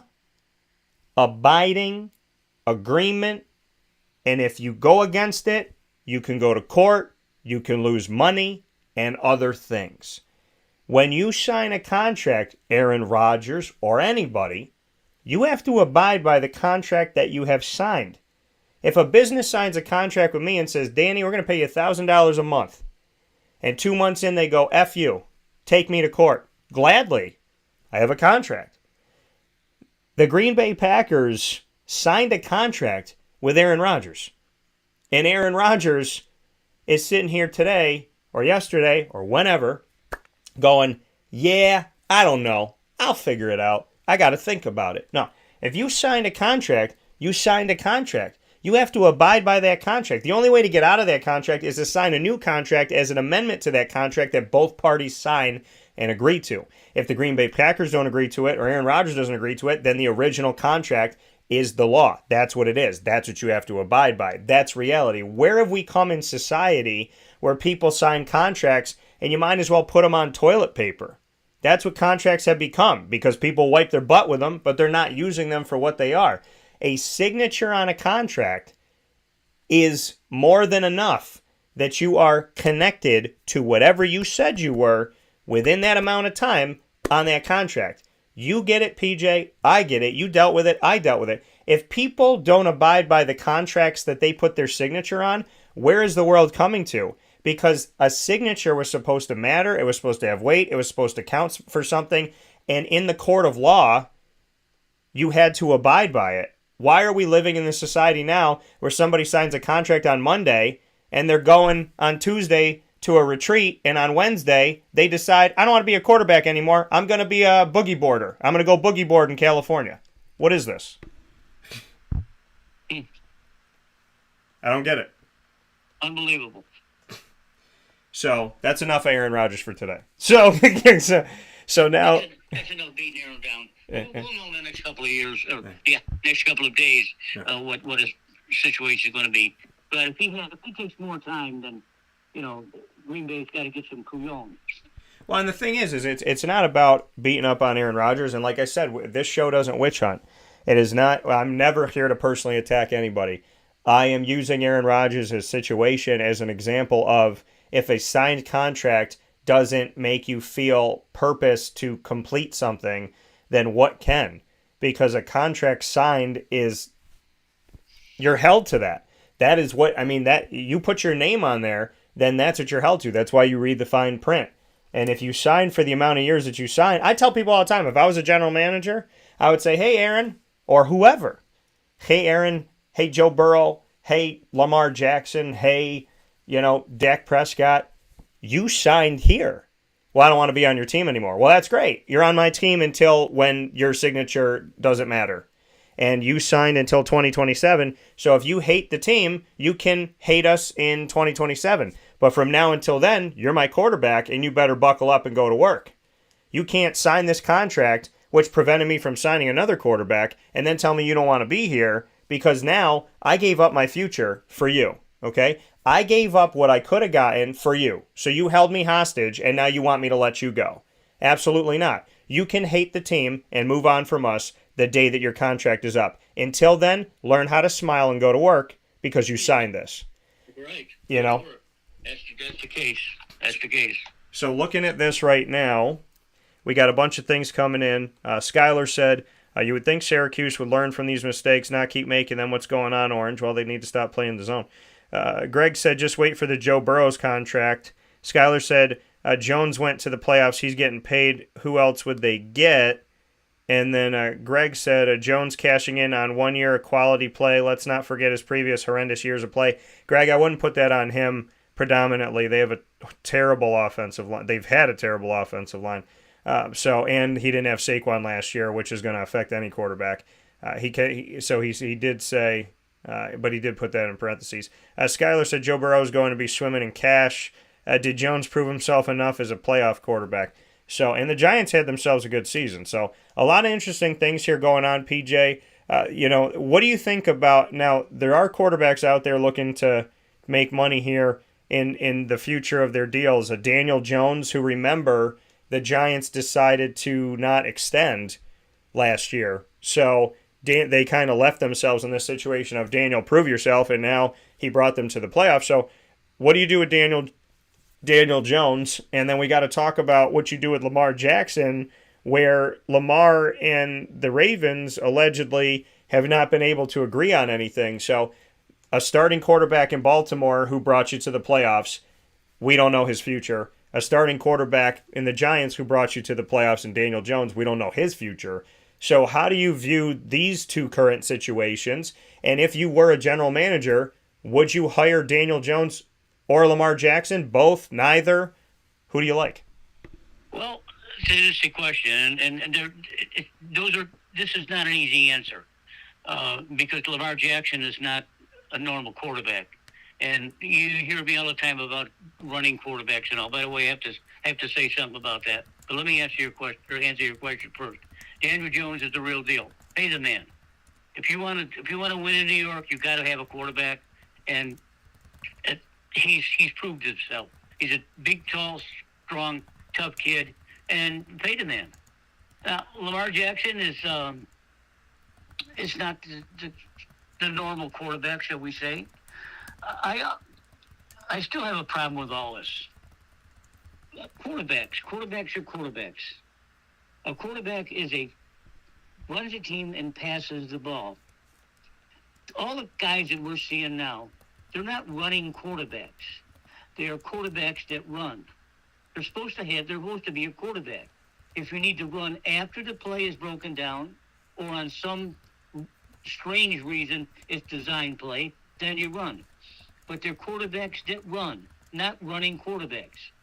Lamar Jackson is a running quarterback, and he's not the best passer, but he's a hell of an athlete. I mean, I'm really torn with him. I mean, I really don't know what to say about that. I just wanted to make that clear about a running quarterback or a quarterback that runs. We see it with Joe Burrow. We see it with these other big, tall, tough guys, Bobby Ebert. You know, they sit in the pocket, they throw the ball. If they have to run, they run. They're not running quarterbacks. They're quarterbacks that run. And then Kyler Murray in Arizona is another example. He's jitterbugs all over the place, and I don't know what's going to happen to him now. He could be out of a job. Hopefully the coach that comes in will help him. But getting back to Lamar, he deserves whatever he can get. I don't dispute that he's an upper echelon quarterback. It's just not the kind of quarterback that I would have on my team. Now, the Ravens are stuck with him. So if they don't want to pay him, then they better have someone in place that can win the games.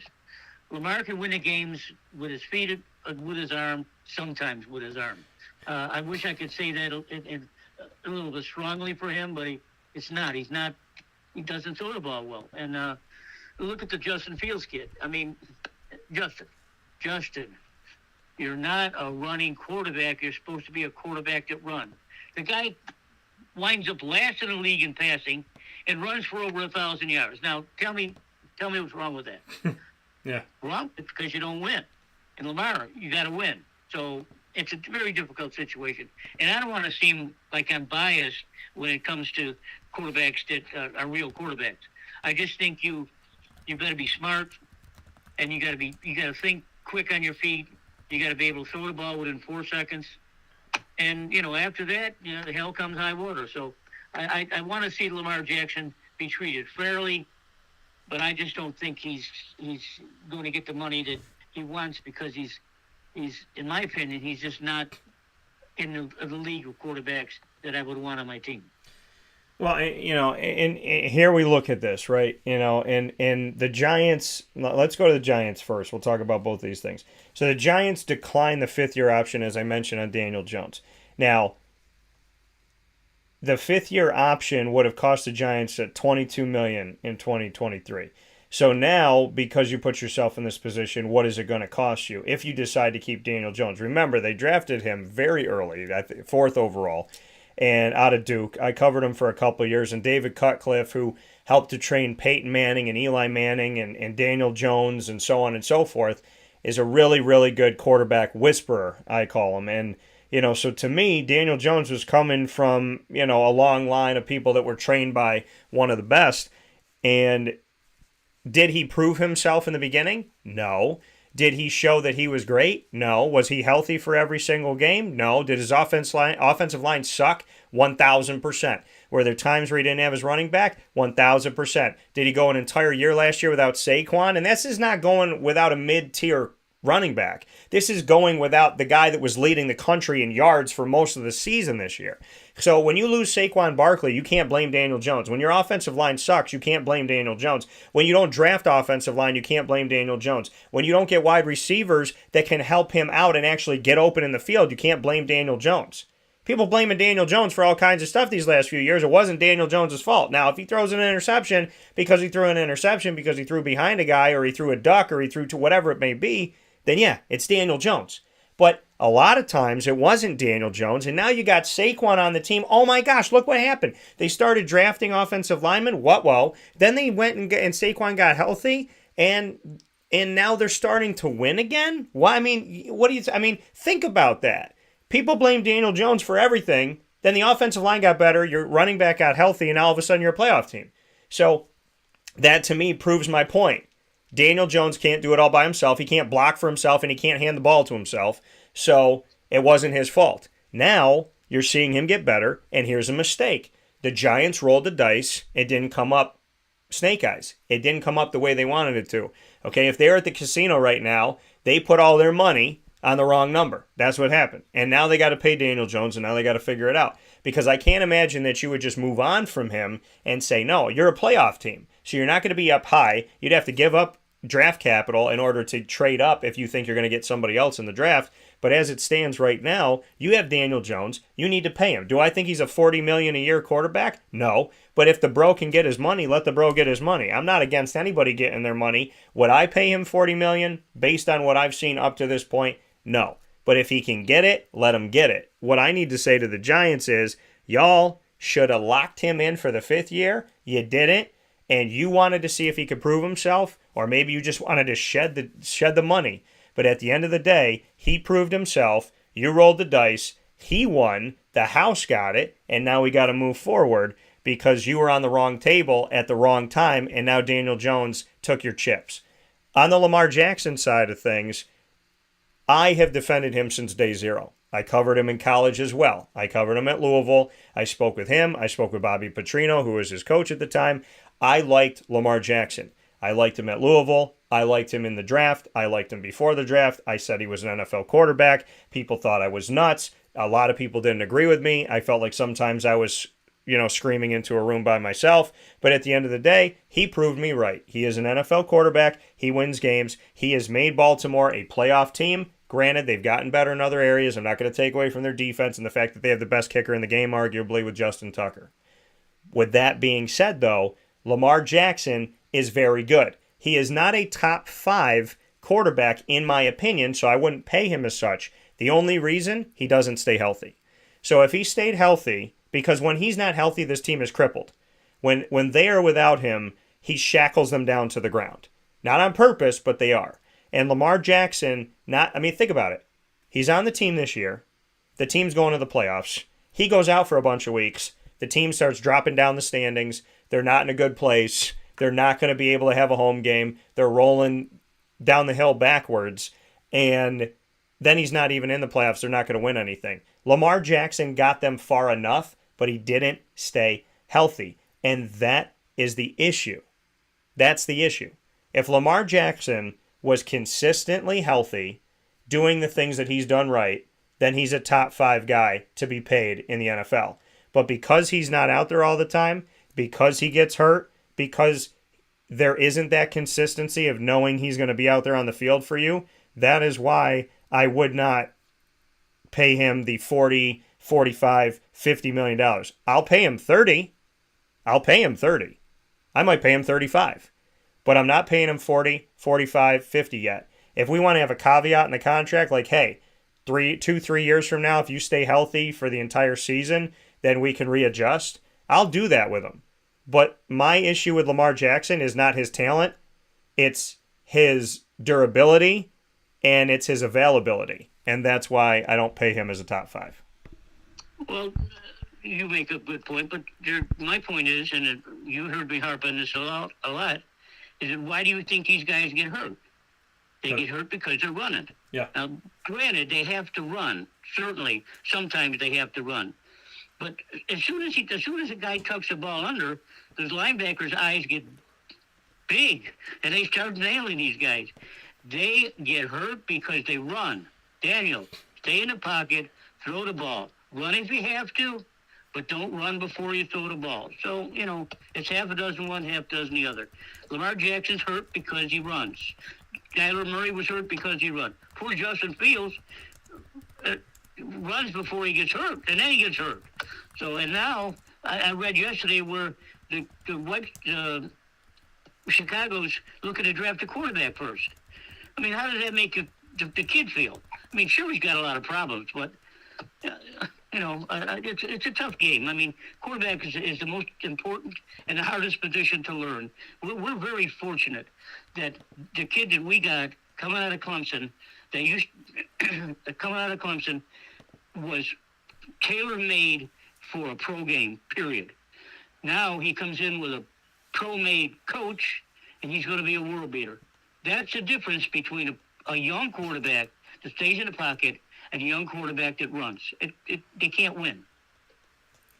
Well, and the thing is, I like the running quarterback. I like the quarterback that can do it, but the durability thing is an issue and the availability thing is an issue, and it's always going to be that way. A quarterback that is willing to put their body on the line, think about it, Syracuse fans, Eric Dungy, Robert Griffin III. It's reality, okay? It is reality. Justin Fields, Lamar Jackson, it's reality. The reality is, if you're a running quarterback, if you're literally a dual threat, if you're 50-50, maybe sometimes 60-40 more run, maybe 70-30, when you are a running quarterback instead of a quarterback that runs, you heighten your percentage of opportunity of getting injured. Because like PJ said, when you're in the open field, guys eat that up. A linebacker sees you running up the field straight up and not sliding, he can't wait to pop you in the mouth. So he wants to knock you out of the game. That's his job. So he knocks you out of the game. He knows that you're not going anywhere and nothing's going to happen. So that's reality to me, and that's where things stand. So, do I like the dual threat quarterback? Yes. Do I think they give an element to a team that is special? Yeah. At the same time, how many of those quarterbacks are winning Super Bowls? And is that because they're not healthy at the end of the season? So, it's a conundrum of sorts, but it's definitely something to discuss. I do want to get to this before we take a step aside. Ran a couple polls. We run polls on Twitter all the time. I'd run them on Facebook if they'd let us, but they took the poll thing away because Facebook continues to bring us really cool things and then take them away because, I don't know. I guess they like to change things that aren't broken. But when it comes to, and listen, I like Facebook for the ability to get out to you and be able to broadcast live, but they definitely hinder your ability to do that productively on a consistent basis. So I guess I would call Facebook the running quarterback because it's injured a lot. So with that being said, Twitter at CallDT, we put the polls up. And on Twitter, you can follow me on there, vote in the polls. I put up polls all the time, typically weekly, if not, every other week. And at CallDT, CALLDT. The 2 polls we put up last week. Where do you see Aaron Rodgers in 2023?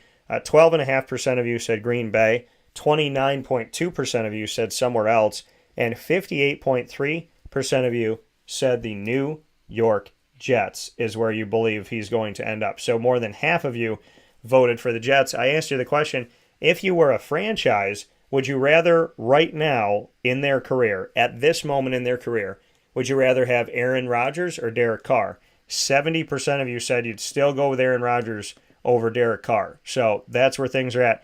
PJ, your thoughts on that? That the majority of the people that voted in the poll think that Aaron Rodgers is going to be a Jet and that they would take Aaron Rodgers over Derek Carr 70 to 30%. What are your thoughts? Well, I think the quarterback of the Jets got a bad raw deal over there. They're not a very good team, although they're much better than they have been. I don't see Aaron Rodgers going there. As I stated, already in the show that I don't think he's going to be playing. Getting back to the quarterbacks that run or you running quarterbacks, however you want to say it, Patrick Mahomes is the type of quarterback that doesn't fit in what we're trying to talk about. Patrick Mahomes is a drop back quarterback. I mean, he's proved that, and he can run. He's so much better than the other quarterbacks we've been talking about. Yeah, he's shifty. He moves his feet in the pocket. He moves around a little bit. He throws his sidearm, underhand, whatever. He makes plays, but he doesn't run for first downs on given plays. Does he have to scramble every once in a while? Yes, a quarterback will run to scramble and get some first downs. Now, is he hurt? Yes, of course he's hurt. So, even though Patrick Mahomes is the epitome of the NFL quarterback and a 2-time Super Bowl winner, MVP, whatever you want to call him, he's still a quarterback. He's still a quarterback that runs, not a running quarterback. Okay. Yeah, and now, here we are staying with the quarterback. Before we take a step aside, San Fran quarterback Brock Purdy, who was deemed Mr. Irrelevant, and when you're drafted last in the draft, that's a name that you get, and he has proven that he is anything but that. He was supposed to have his surgery yesterday in Arlington, Texas, but after he met with his doctor, the surgery is going to be delayed, so he is not having his surgery yet. Now, he continues to have inflammation in his elbow, and now that's why the surgery has been postponed. They're looking at early March that maybe they could do it then. So, that's the hope that, he'll be able to get healthy sooner than later, but surgery postponed for a week or so now. Now, Purdy and the Niners are hoping he will have it's called a quote surgical UCL repair augmented with an internal brace, end quote. Now, the brace is synthetic and check rein implanted alongside the repair to help reinforce the ligament as it heals. So the internal brace repair comes with a recovery timeline of about 6 months that would allow Purdy to begin throwing again in about 3 months with a slow build-up back to full strength. So, you say, okay, if it happens in early March, you say March to April, April to May, May to June, June to July, July to August, August to September, that puts him at the start of the season to be able to potentially play, and he would be able to throw. We would be thinking he would be able to throw in June, is how it looks right now, if he can have the surgery. So God willing, things go well, and we'll be able to see him. We know Trey Lance has been injured, and we know that the team has, according to Kyle Shanahan, the head coach, no plans to keep Jimmy Garoppolo. So, it's going to be Trey Lance or Brock Purdy. I would lean more on the side of Brock Purdy right now.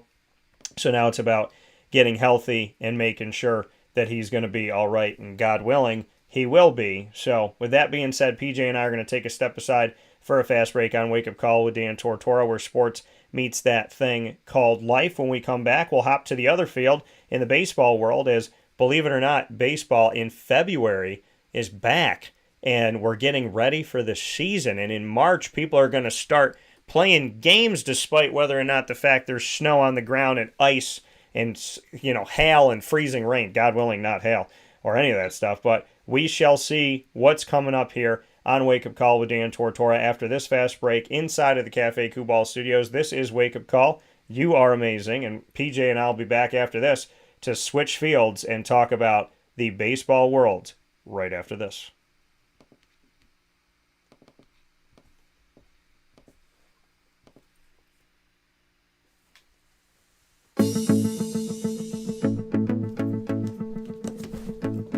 Avicoli's, located on the corner of Route 57 and Wetzel Road in Liverpool, New York, has been your trusted neighbor for decades. Located just steps from Liverpool High School, we're happy to have the Liverpool Warriors on-site, on-location broadcast at Avicoli's through Wake Up Call with Dan Tortora every single month, featuring student athletes, coaches, and administration throughout the year from Liverpool High School. Head out to Avicoli's today on the corner of Route 57 and Wetzel Road in Liverpool, New York, open Tuesday through Sunday for lunch, dinner, and drinks. We'd love to see you out there. And of course, you can call them at 315-622-5100 for takeout, delivery, and catering. That's 315-622-5100. And also find them on myavicoli's.com. That's myavicoli's.com.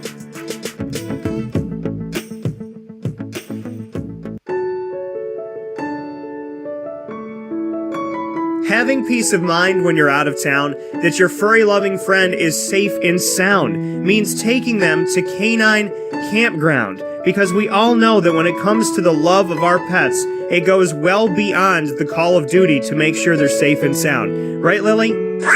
So take a ride to 242 Johnson Street in East Syracuse, New York, and see Canine Campground and where your dog will be staying, in the classic cabin, the executive cabin, the grand cabin, or of course the luxury cabin, because if you know Lily, you know she loves luxury. Now you don't have to wait to the last minute to find a family member or a friend that'll take your dog for a few days. Call Canine Campground at 315-299-4013. That's 315-299-4013. Their drop-off and pickup times are Monday through Sunday. Check K9campground.com for more information. That's the letter K, the number 9, and campground spelled with a K.com. K9campground.com. When you're going out of town, bring your dog to Canine Campground.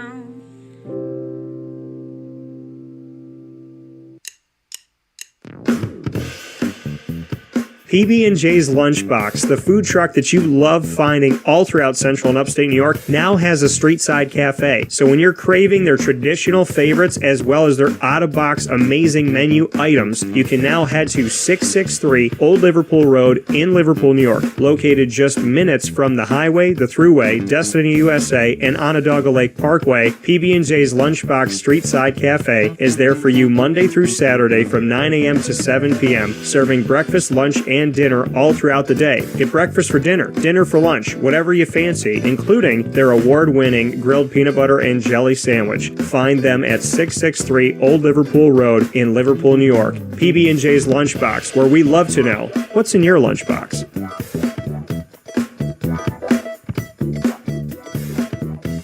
This is a special message from 317 at Montgomery restaurant owner Joel Carpenter. Open Tuesday through Saturday for your dining pleasure on 317 Montgomery Street in Syracuse, New York. We wanted to be a part of the resurgence of Syracuse. We saw a lot of money being put into bringing people back downtown and thought that, we'd like to be a part of that. I love putting together a good dish where people see it first, they fall in love with it, and then it tastes just as good as it looks. We want to provide the best food in Syracuse that we possibly can, and we want you to leave here talking to your family, your friends about what you had to eat first and foremost, but also our service, and to walk out feeling like you're part of our family. I work out in the front of the house a lot, and I love walking to every single table, asking them how everything is, and people looking at me and smiling and saying, this is the most amazing short rib I've ever had. This is the most amazing filet I've ever had. And Donna is great. Sarah's amazing. Thank you for coming over and talking to us. And then them just being truly happy for the experience that they've gotten. 317 at Montgomery Restaurant, part of the fabric of downtown Syracuse, located on 317 Montgomery Street in Syracuse, New York. Open Tuesday through Saturday for a unique and memorable dining experience.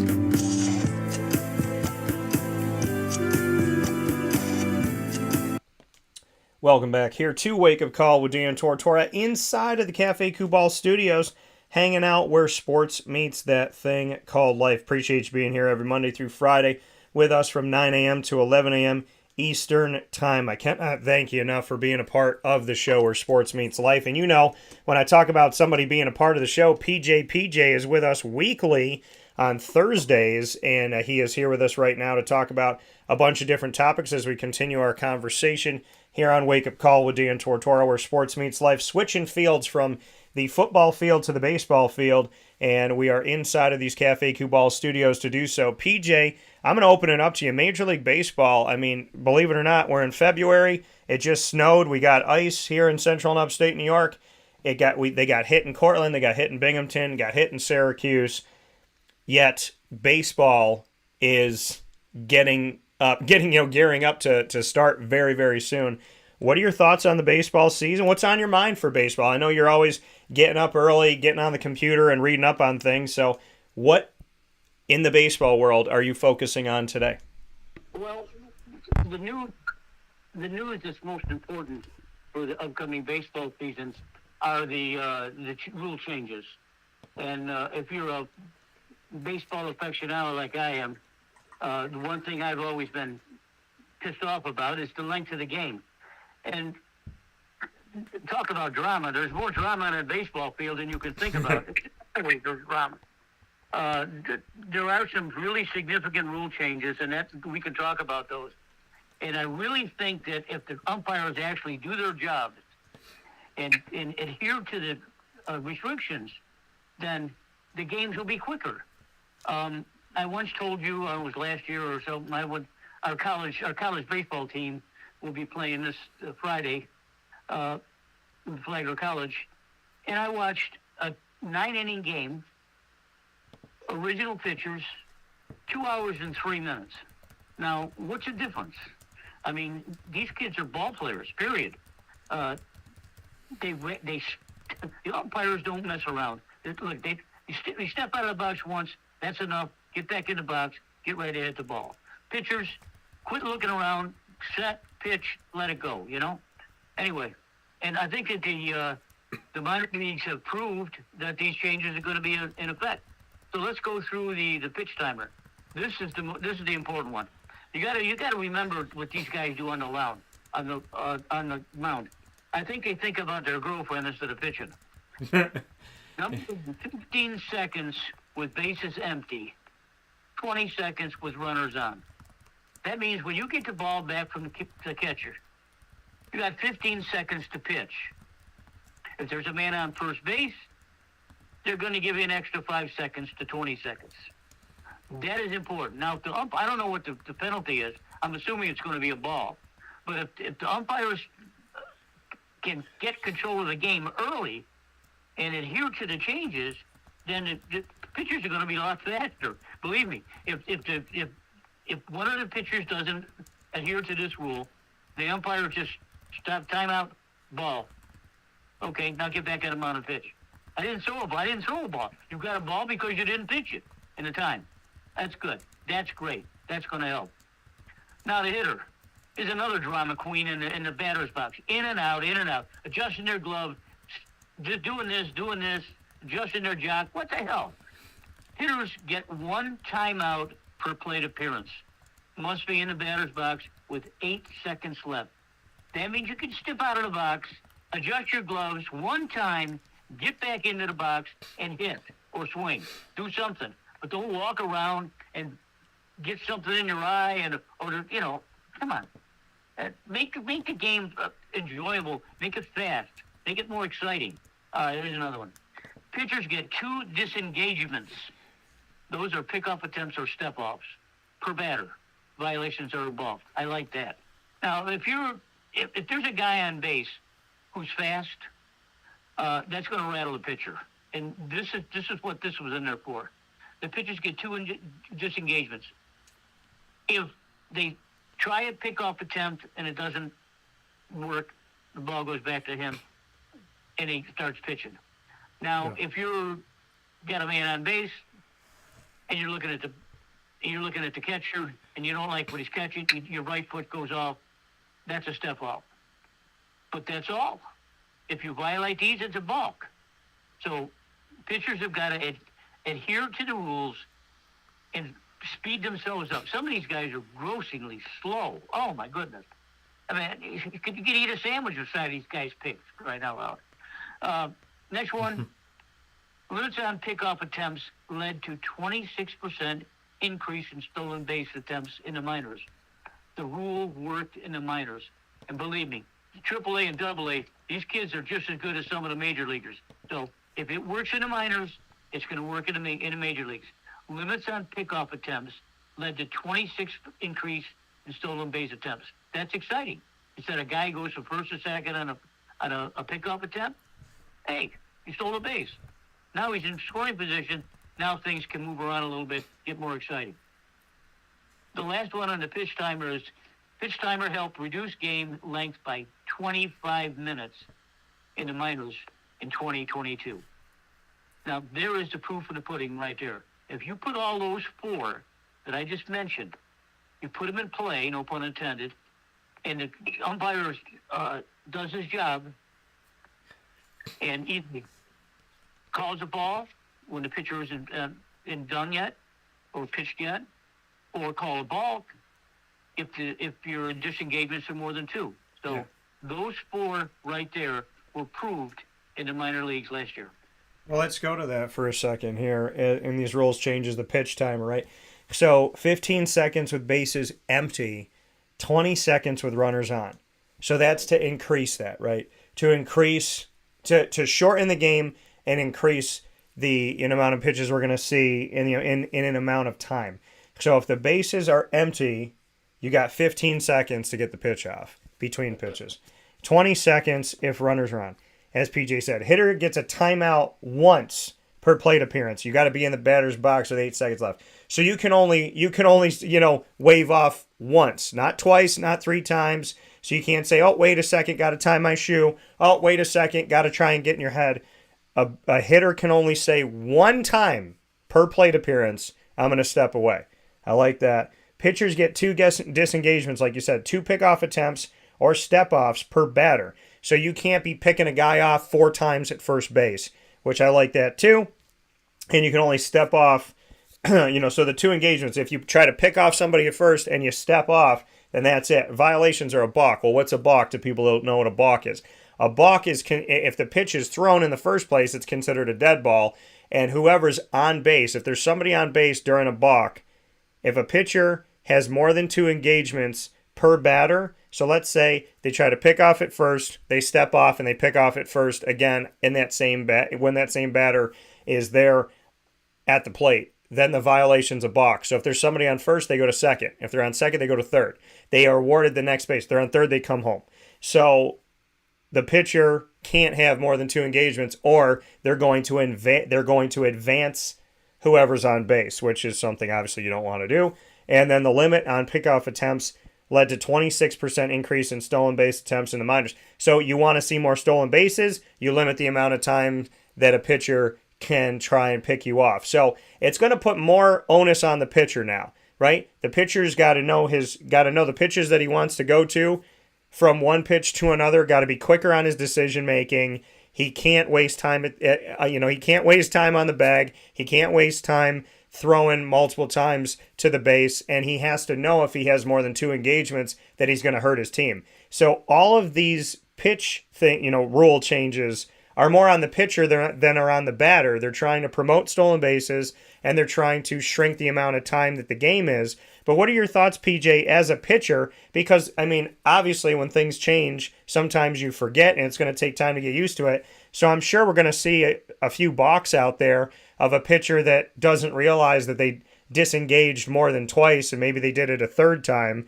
So, I mean, what are your thoughts now that knowing that the pitcher has more on their shoulders with these new rule changes that they're going to have to be cognizant of so that they don't affect their team in a negative way? Well, I have a good comment on that. I think one thing that's got to be remembered here is the catcher is also under the gun here too. Yeah. They're not mentioned in the rules here, but a catcher's got to be much more alert now, especially with men on base. So they won't get down on their low crouch. They'll get down on what they call a half crouch, where they're sort of at a catty corner, and when they can just jump up and fire. So the catchers have got it tough. The catching is the most important position on the field because they see all the field and they call the plays. They call the pitches. It's extremely important. Now the pitchers have got to pitch, but the catchers have got to make the adjustments. If there's a man on first, he's going to get into his half crouch. If there's a man on second, the same thing. If there's a man on third, he's got to block the plate on a ball in the dirt. I mean, a lot of these things are going to happen on the pitcher, but the catcher's under the gun also. I think it's going to help. I think it's going to be exciting.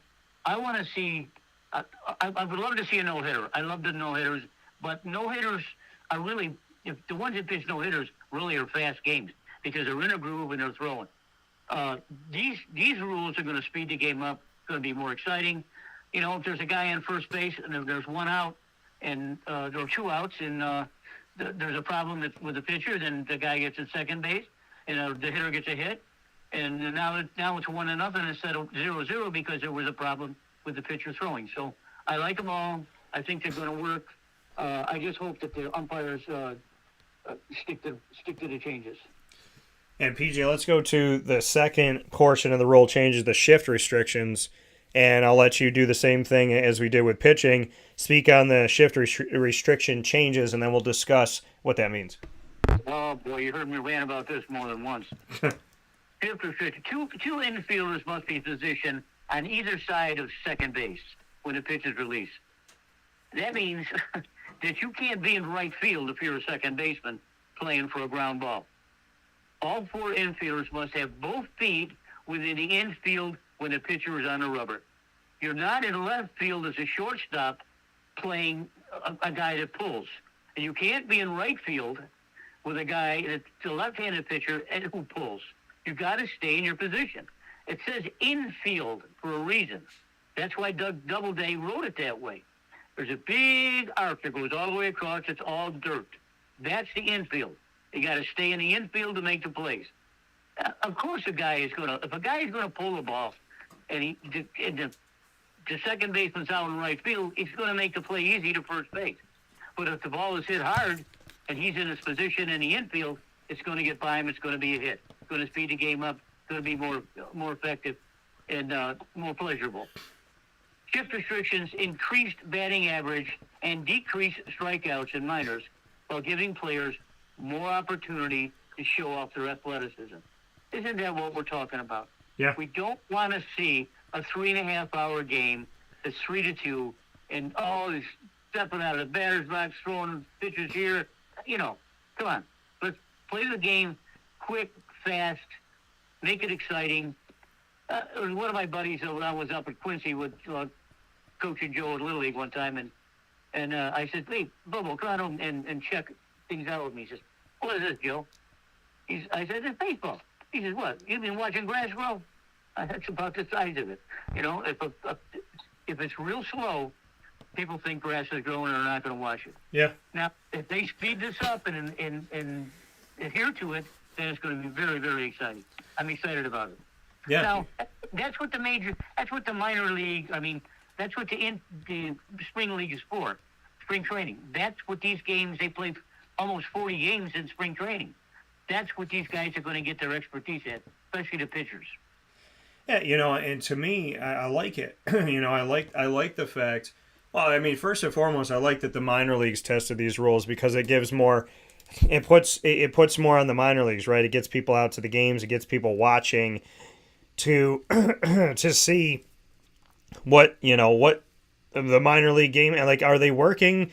Is it good? Is it helpful to the game? I like that. I like that it gets people out to these games. It gets people to pay attention to the games. That's what I get excited about, is that now more people go to the minor league game to see if these worked. And obviously, talking about the statistics of it, it looks like they have. So you get more people out to the minor league games. You put more emphasis on the minor league games. There's more importance to the minor league games because now, and guys that were coming up through the minors into the majors, and maybe some guys that were in the majors that were rehabbing in the minors, they got to go through these rule changes because they already know. They got a feel for it. And now they can bring it in and say to other guys on the team that haven't, hey, this is what we need to do. This is how this works.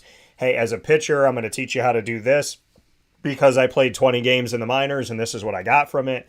So I think it's going to be really cool to see the maturation process of this scenario, of these scenarios, and see how people can, kind of adhere to these new rules and how comfortable they could get with it. But I love the fact that the minors were a place to put this on testing ground so that we can learn some things. So, I think that's great. I do like that the infielders have to play infield. I know that sounds ridiculous to say because you're like, well, infielders should play infield. And it's like, yeah, but they haven't had to.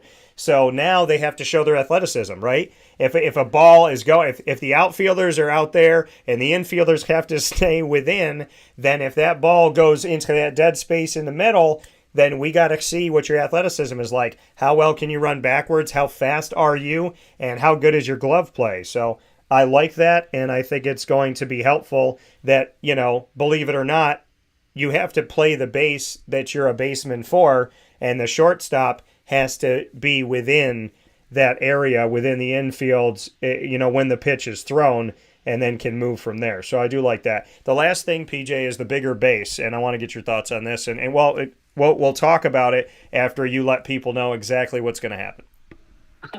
The bigger bases. First, second, and third bases increase from 15 inches square to 18 inches square. I heard one of the guys 2 days ago said it looked like a pizza box out there, which is about the state of it. Oh, yeah. Bigger bases expected to have positive impact on player safety.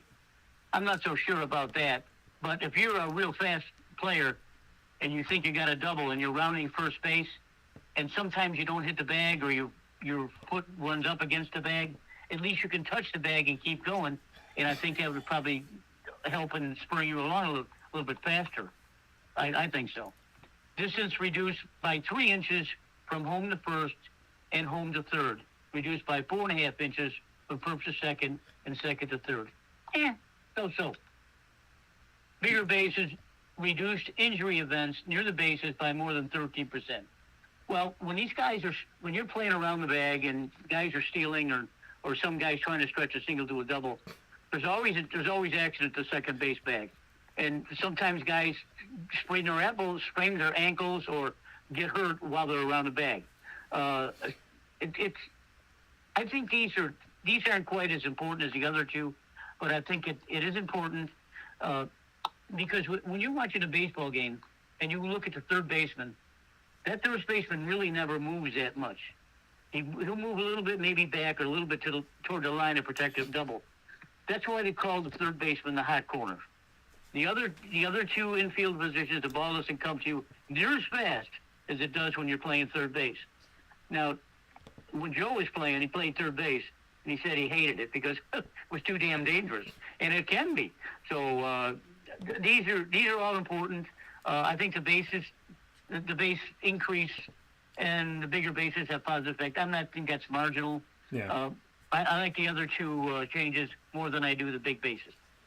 Well, my question is, why don't we make home plate like a giant landing place for a helicopter? That's that's the one that everybody wants to be bigger, right? The home plate. So, but you're decreasing your distance. Why? Because you want more people to be able to run out a pitcher who tries to get the ball to first base. That's what you're doing, right? You're running out somebody trying, one of the infielders trying to get it there. So now you reduce the distance a little bit because some of those are split second to get more people on first. Why? So you could get more people on base. Why? So you can increase scoring. Why? Because people don't like watching baseball because it's not a high scoring game. That's why. That's what they do. I mean, it's like, why do people complain about soccer? Because it can end 0-0. Why do people complain about baseball? Because it can take hours to get one run. It could take 15 innings and 4.5 hours to get us 1-0. And that's why they're making these changes, because they want you to get on base more. They want you to score more. These rule changes are affecting the defense because now the offense is going to have an easier road to score. So now the defense has to step things up. And, I mean, we'll see how they work. The bigger base thing, like PJ, I like the other stuff, right? I like the shift restrictions. I like, the pitch timer and different pieces there. Obviously, I watch the minors. I go to the Syracuse Mets games. So I see that more. But in the bigger base side of things, how great is this going to be? We'll see. If I'm running to the base and the base is bigger, then that's better for me, again, as a runner. But is this going to be, it's going to potentially try to increase scoring. That's what it's there for, to get more people on base and to prevent the almost 100% of the time that you get the ball short to the infield and throw it to first and almost nobody's outrunning that throw. So now you increase the chances that maybe a few people can outrun that throw, or maybe people that were close can finally get on base. So I understand why they're doing it, and I like that there's rule changes. It's obviously meant for the sport to be more eventful offensively, to get more people on base, to have more scoring, so there's more action, so that people aren't quote-unquote watching grass grow. So we understand why they're doing it, and now we'll see what these rule changes are going to look like as they're being implemented this season in 2023. Papa Joe, as always, I appreciate you for talking NFL, Boeheim, and Major League Baseball. Always a great conversation with PJ. And as you enjoy the 70s and 80s, I will be enjoying probably going and buying a portable fireplace and sitting by it all day. Terrible. That's terrible. But, this is, March comes in like a lion, goes out like a lamb. Maybe you'll be okay in March sometime. All right, PJ. I look forward to talking with you soon. All right, fine. Take care. That coming from Papa Joe here on Wake Up Call with Dan Tortora, where sports meets life. We're going to take a final step aside on the broadcast into our final fast break, and when we come back, we'll wrap up today's show, get you set for Friday right after this, inside of the Cafe Kubal Studios. Thank you for watching and listening to Where Sports Meets Life.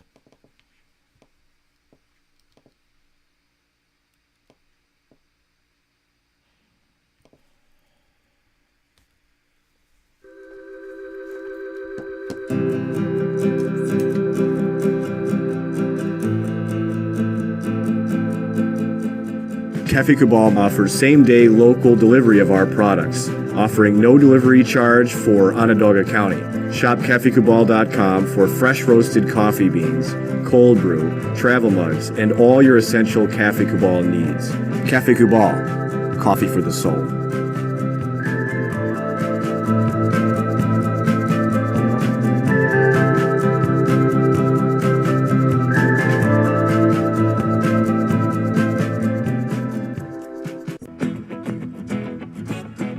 Hi, this is Amy from Mother's Cupboard, home of the whole frittata. We are open daily 6 a.m. to 1:30 p.m. For takeout orders, call 315-432-0942 and tune in to Wake Up Call with Dan Tortora for our monthly food challenge and try our Wake Up Call signature menu item available 7 days a week. Here at Mother's Cupboard, we are Central New York, and it's our honor to serve you. Ma and Pa's Kettle Corn and Popcorn Factory remind us that every day is worth celebrating. Find them at 201 Old 7th North Street in Liverpool, New York. Open Monday through Saturday in-store and all the time online at maandpaspopcorn.com. Serving our Central New York community and beyond. You can order all throughout the country at maandpaspopcorn.com. And remember to get your tins, which have in-store half-price refills forever. Ma and Pa's Kettle Corn and Popcorn Factory, available to you for fundraising and all of your events by calling 315-450-6272. That's 315-450-6272. Ma and Pa's Kettle Corn and Popcorn Factory. How corny are you?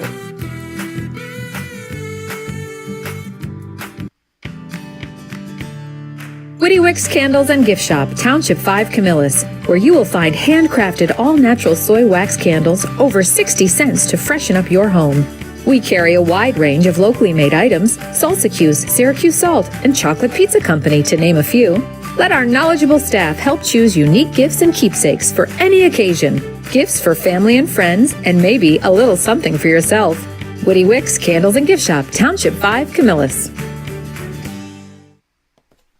This is a special message from Merritt Brady, owner-operator of Chick-fil-A Watertown on 1290 Arsenal Street in Watertown, New York. Chick-fil-A for me has always been about the people. I think it starts with the strength and leadership of the Cathy family. It's just amazing to see a family-run business reach the altitude that they have. Second mile service is something that we embodied at my previous business, and the ability to make people feel like they're the only person at your establishment, that you are there to serve them that day and looking for those extra ways to make them happy, to anticipate what they need next is what makes me tick. And I'm going to have so many opportunities at Chick-fil-A to do that. It's one of my favorite things to eat in the world. My favorite application question or interview question when I'm interviewing is when I get to, have you ever eaten at Chick-fil-A? And a smile hits both their ears. You know, they can't even answer the question for a second. And when I see that, it's like, man, that's going to be a great hire. They already get it. They already feel it. They already know that we're different. The Chick-fil-A experience, it's a real thing.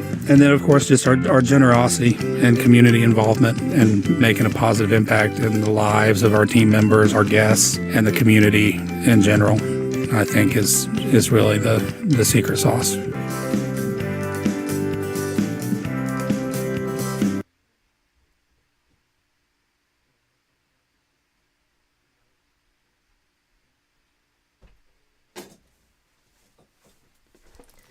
Welcome back here to Wake Up Call with Dan Tortora inside of the Cafe Kubal Studios, hanging out with you where sports meets that thing called life. Hope you're having yourselves a fantastic morning this morning, folks, and making the most of your time. I appreciate you being here on Wake Up Call with Dan Tortora, where sports meets that thing called life. So much appreciation and many thanks to you for being here with us every Monday through Friday from 9 a.m. to 11 a.m. Eastern Time. So many thanks, much love, and much appreciation to each and every single one of you here on Facebook.com, YouTube.com, and MixLR.com.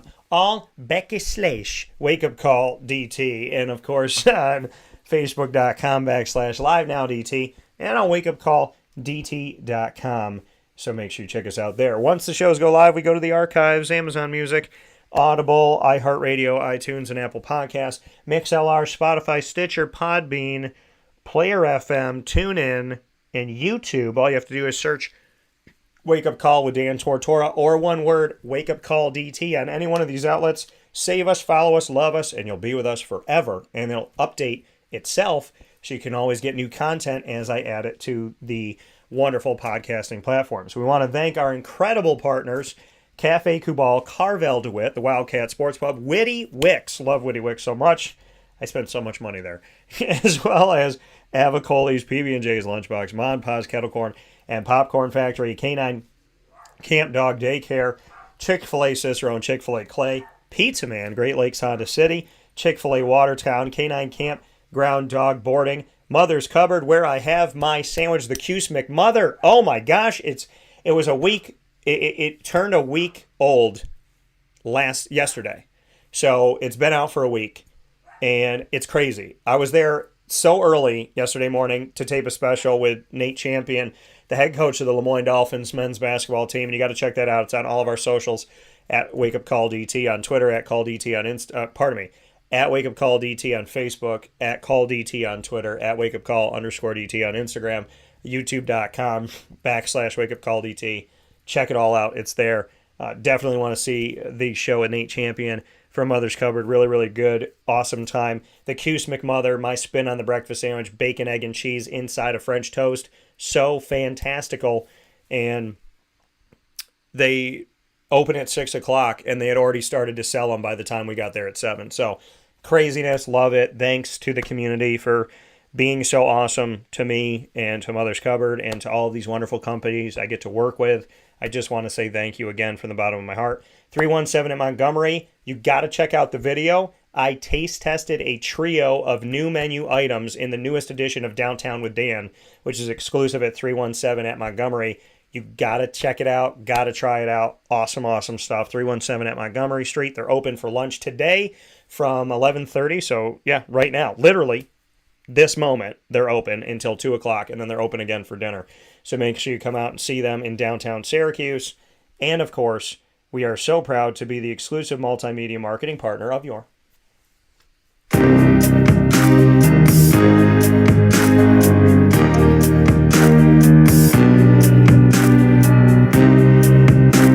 Lemoyne College Dolphins. It is Fins Up every single month on Wake Up Call with Dan Tortora, where sports truly means that thing called life. We appreciate everything that we get to do with the Dolphins every single month, and it has been such an honor and a privilege for almost 2 years now to be working with the Dolphins as their exclusive multimedia marketing partner, telling the stories of student athletes, coaches, administration, future Dolphins, and alumni.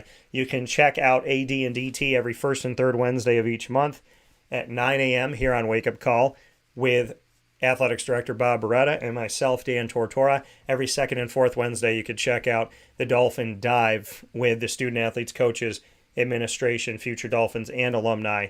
Second and fourth Wednesday of each month at 9 a.m. Eastern Time. And, of course, all of our content on the Lemoyne tab on wakeupcalldt.com, including our exclusive series on realignment and reclassification. And on top of all of that, you can go to YouTube and join us on our channel at Wake Up Call DT. Click subscribe, and we thank everybody that already has. You can also, for more information, go to LemoyneDolphins.com.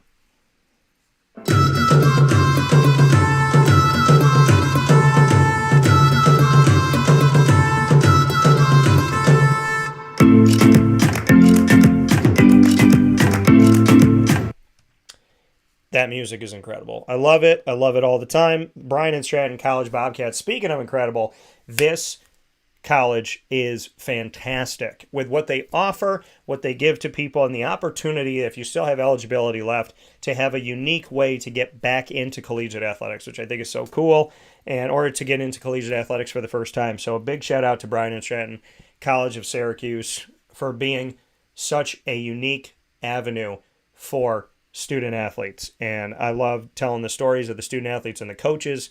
Bobcat Buzz, a ton of great stuff that we've done, a lot of great things in the last couple weeks with men's and women's basketball. Baseball is coming up in its inaugural season. They're going to have their first games, and I am so excited for that. And at the same time, I'm really looking forward to telling the story of Tay Baker deeper and really digging into things that go beyond the sport of basketball, and that's going to be coming up really soon in the newest Bobcat Buzz, so you don't want to miss that. So stay close to our social media to find out when that's coming out. You can see all of our content with the Bobcats by going to BSC Syracuse tab on wakeupcalldt.com, and of course you can go to youtube.com/wakeupcalldt as well and find us there. For more information, go to syracuse.bscbobcats.com. I want to thank you all for tuning in to the show today. It means a lot to me. I want to thank everybody who made our feed here adventurous. A lot of thoughts coming in, and always appreciate your thoughts and opinions. As I tell people, I'm more than happy to look at thoughts and opinions as long as you respect each other, respect me, and respect yourself, and justify your opinion. Beyond that, let's have the conversation. We don't have to agree. We just need to justify our opinions and respect each other.